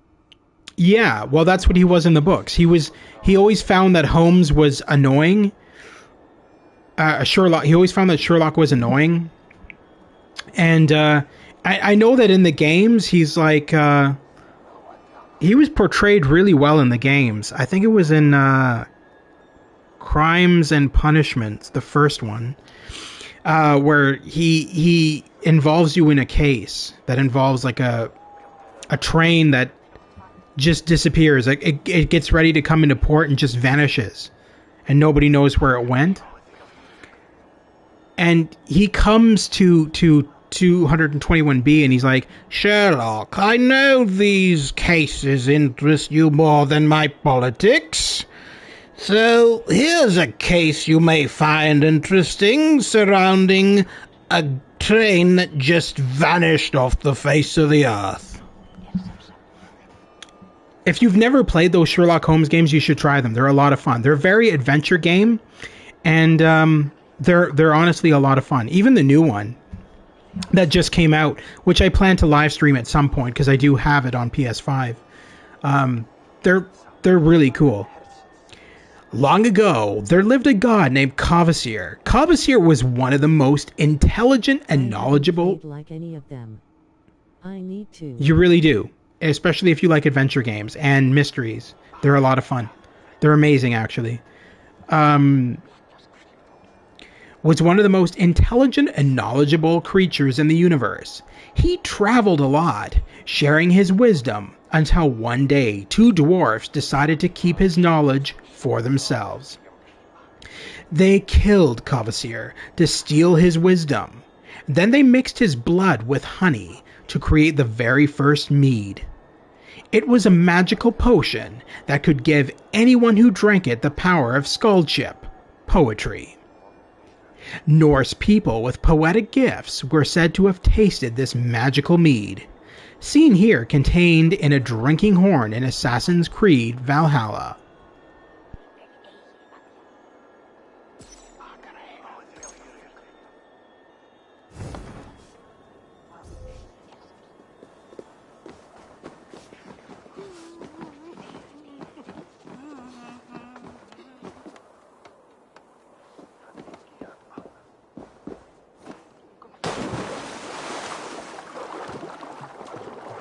Drinking horn reminds me of something.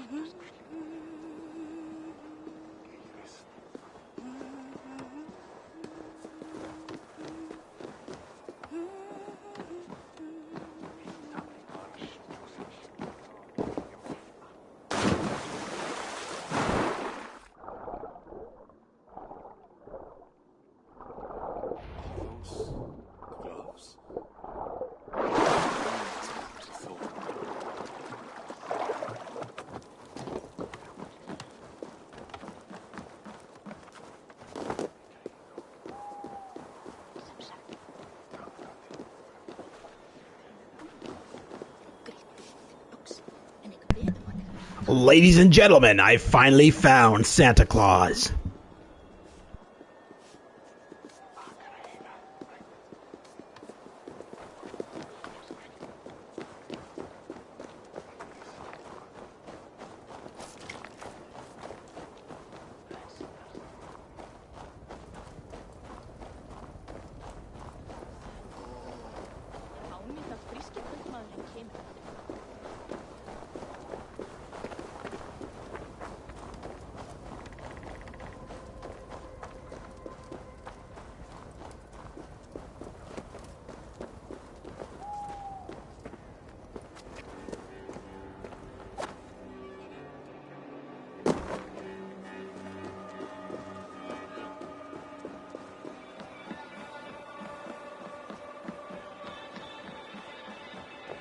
What's your problem with those giants? They seem pretty peaceful to me. They belittled me. All right, let's go.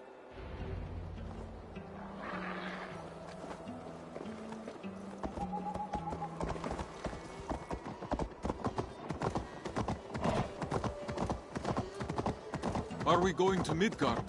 No, to Mimir as well. You must be certain Midgard is where you're meant to be.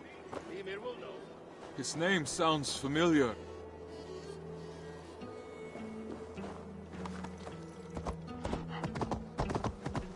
His name sounds familiar. As far back as I can remember, my father... They said that their equipment is bigger than mine. But he came to be obsessed with his future, and more especially his own downfall. So he too drank the well's magical water. But to access it, he had to sacrifice his eye to Mimir, the well's guardian.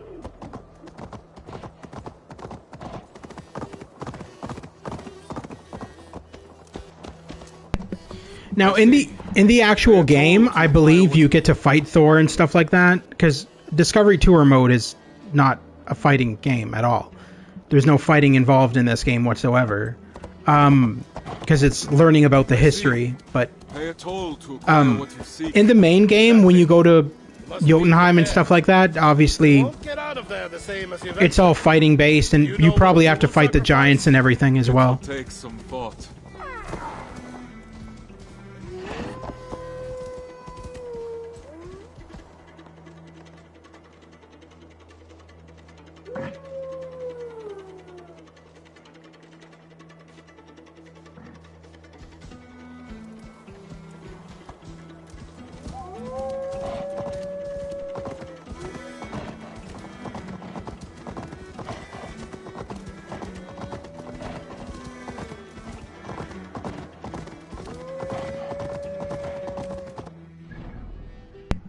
So just as a heads up, in case you aren't aware, so as you can see, that wolf was right near anything that it could have attacked, and was howling. For Discovery Tour mode, they literally remove all of the mechanics of all of the NPCs and characters of conflict, to avoid your character being mauled by a wolf as you're exploring the Discovery Tour mode. So all of the abilities of all the NPCs to cause a conflict or to cause a fight is removed from Discovery Tour mode, so that A, you can't die, and B, you can't be attacked. It also gives you an ability to just follow the animals and to see their AI at work without being killed by them, which I actually like. I like because in the previous games, like Origins, I like to just follow around the crocodiles or whatever, the different animals and stuff in the game, and to see how they react to their environment and everything, because it's pretty amazing. Their AI is really amazing.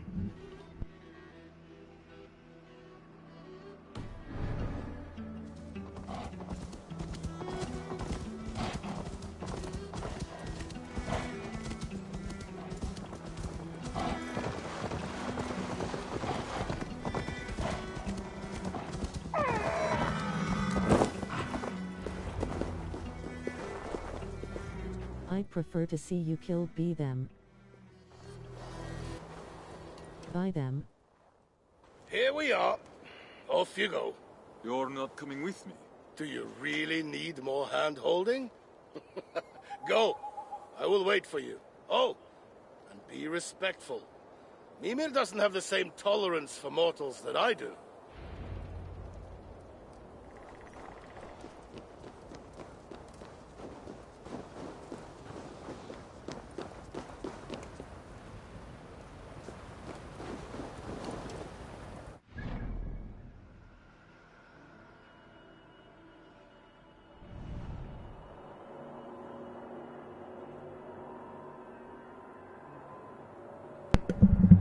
So I'm just going to mention this because these popped up anyway. I'm going to mention what these are. So basically, Assassin's Creed is always kind of online, even though it's a single-player campaign. So while you can't do any online stuff, you can see other players on the map. You can avenge other players if they get killed, kind of like in the Demon Souls games and stuff like that. So like if a character gets killed by a monster, you'll come across their corpse, and you can avenge their death. If you avenge their death, you get awarded money or usually some kind of thing. These here are markers left by other players who took photos in photo mode at these locations. So you're able to see the photos that they took in photo mode, as well you're able to see their name, and you can even give them a like if you like their photo.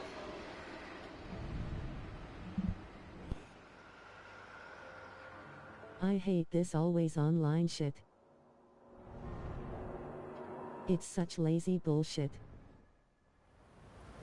Well, I agree with you, but in the case of Assassin's Creed Valhalla, you don't have to be online. If you are online, you'll just get to see other people's photos. That's it. This game can be played offline easily. It's not necessary to be online. It's just you get an added feature if you're online. That's all.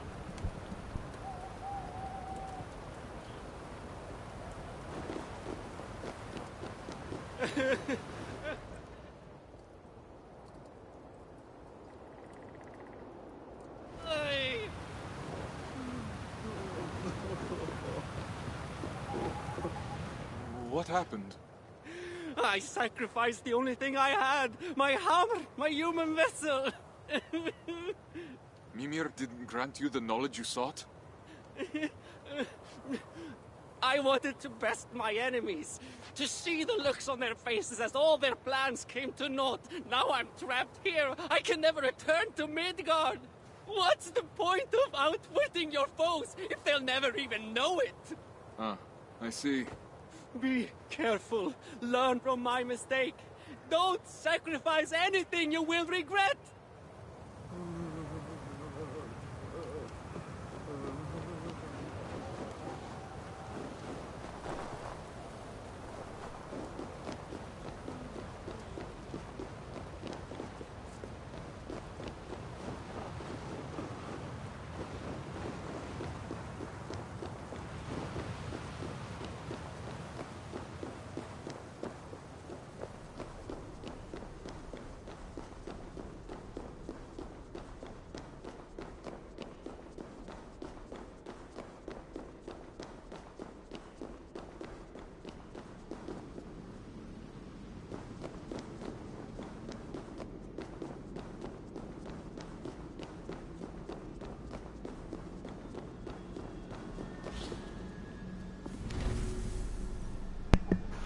The Well of Mimir. Eons ago, a great war shook the world tree to its roots. Divine armies of different realms clashed on the battlefield.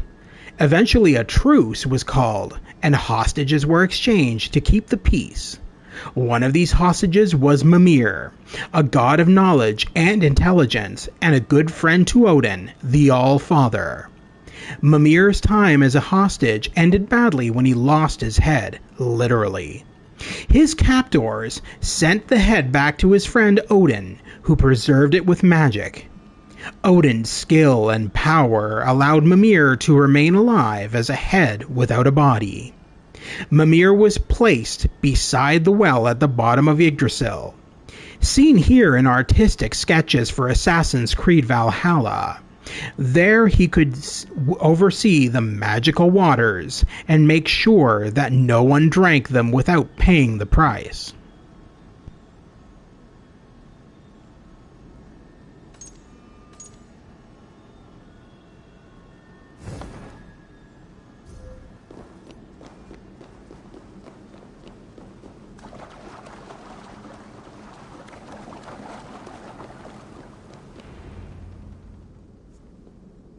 Enter, Thorstein of Midgard. I got to go back to Midgard, and they gave me lots of beautiful women, but I sacrificed my schwans. No. Learn from my mistake. And own nothing of value. I can only sacrifice my future. Reaching the great hall of Odin upon my death would be the greatest honor. See, he says, reveal your sacrifice. I sacrifice to you my chance to ever enter Valhalla. Thorstein of Midgard, you have chosen to sacrifice any hope to fight alongside Odin at Ragnarok. Let it be so. You may drink from my waters now, and remember your past.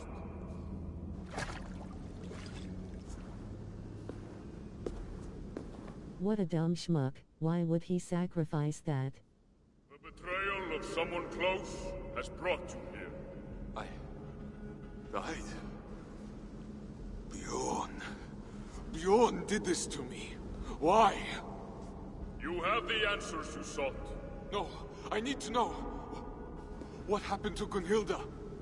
You cannot drink again. You have nothing left to sacrifice. Wait! Mimir, come back!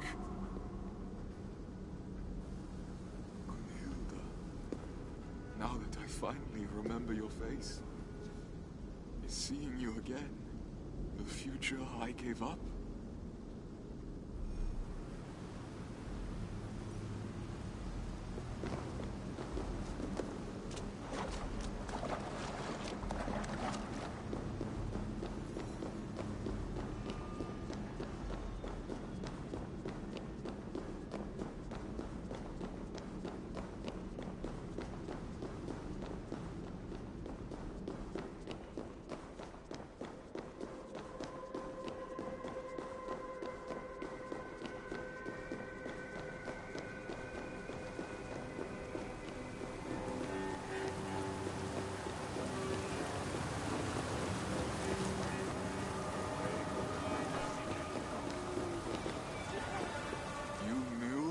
Dead all along?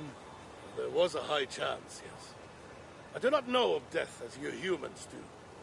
To us gods, death is only part of an endless cycle of rebirth. Until Ragnarok, that is. Well, I don't have that privilege. What am I to do now? I can take you to the Norns. Only they will know where you ought to go. I'm tired of being thrown around like a wet cloth. Is this the god's humor? Only Loki's. I hate that he's using my people against me. You were caught in the middle, and I am sorry. Your excuses won't bring me back to life. There! My faithful goats Tangrisnir and Tangnjoster will take us to Asgard, to the Norns. This is your chariot? You cannot see its true form. Do not be fooled by my goats' sides. They are mightier than 100 giants. Shall we go?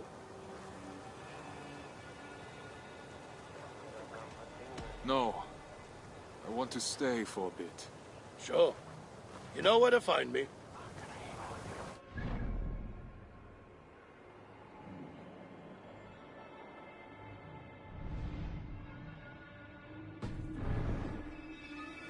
Well, ready? Yes. I can't stand the sight of this place anymore.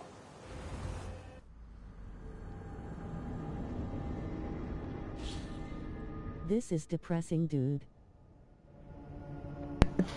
Well, okay, so when you woke up in Jotunheim, he didn't know he was dead, right? It was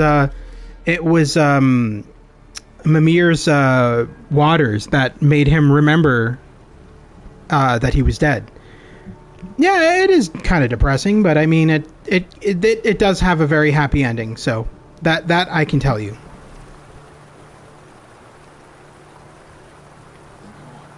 I see them. They hardly seem to notice me.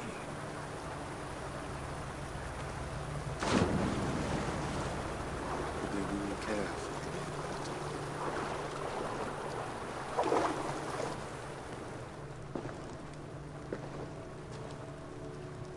A human in the Well of Urur. This I had to see for myself.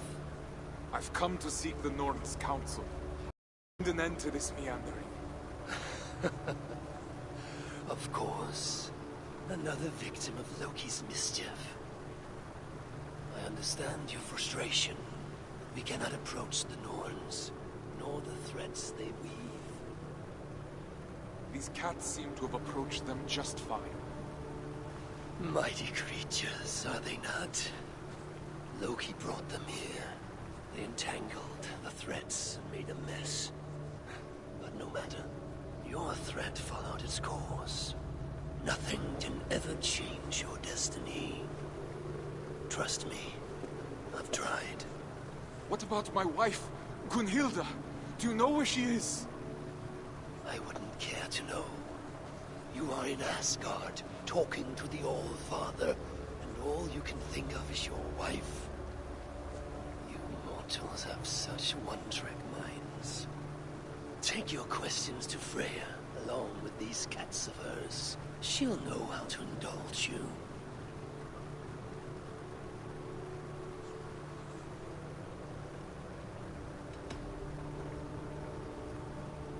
Take your time. There's nothing that I like more than waiting around for a human to take an insignificant decision.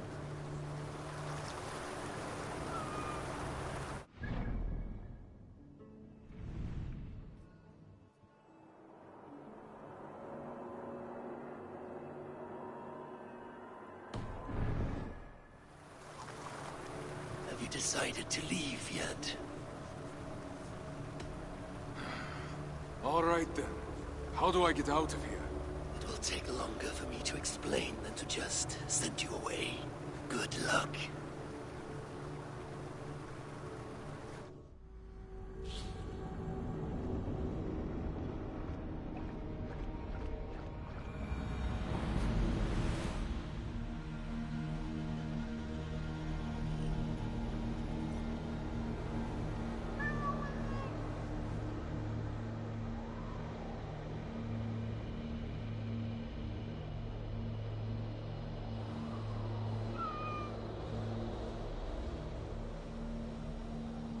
If these are Freya's cats, they must be leading to her.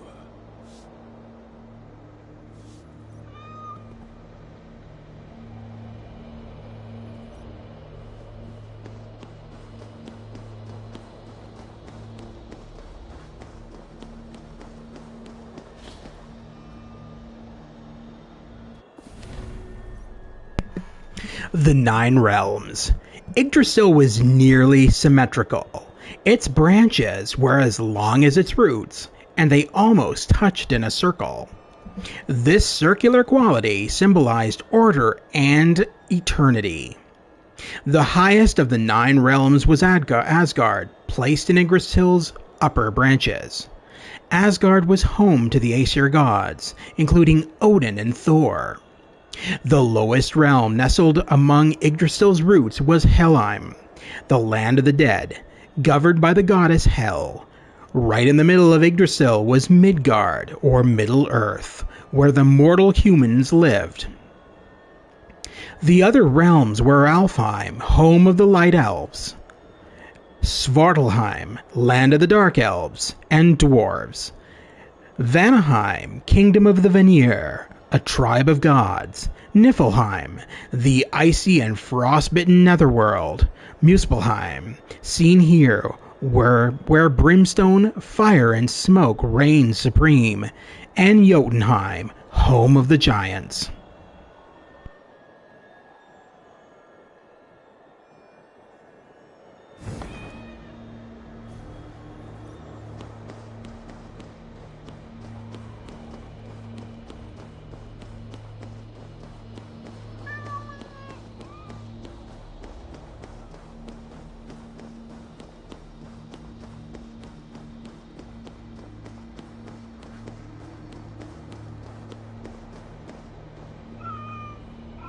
Am I following them, or are they following me?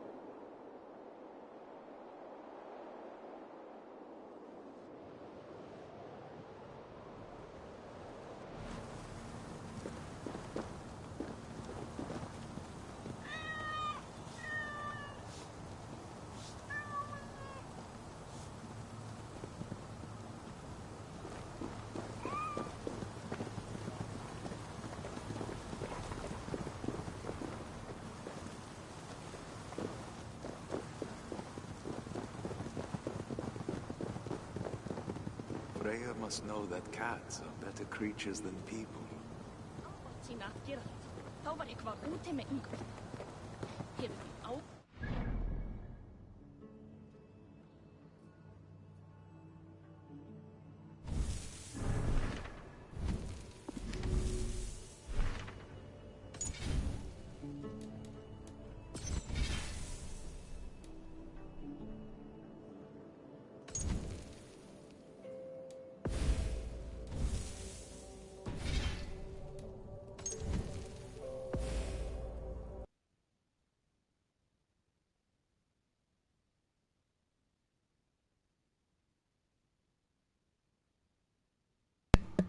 All right, so I think we're going to end this here because we've been playing for quite a while. I think we're probably at the 3 or 4 hour mark. So thank you very much to Stu from Stu's Game Reviews for tuning in, as well as anybody else who joined in and anybody who is watching after the fact. It's always greatly appreciated. And yeah, I'm hoping to stream something else again tomorrow, probably another game that I have on the go. I'm thinking, if anybody is interested, of doing the second part of House... Comic relief. Yes, thank you, Stu, for providing comic relief. It's always greatly appreciated.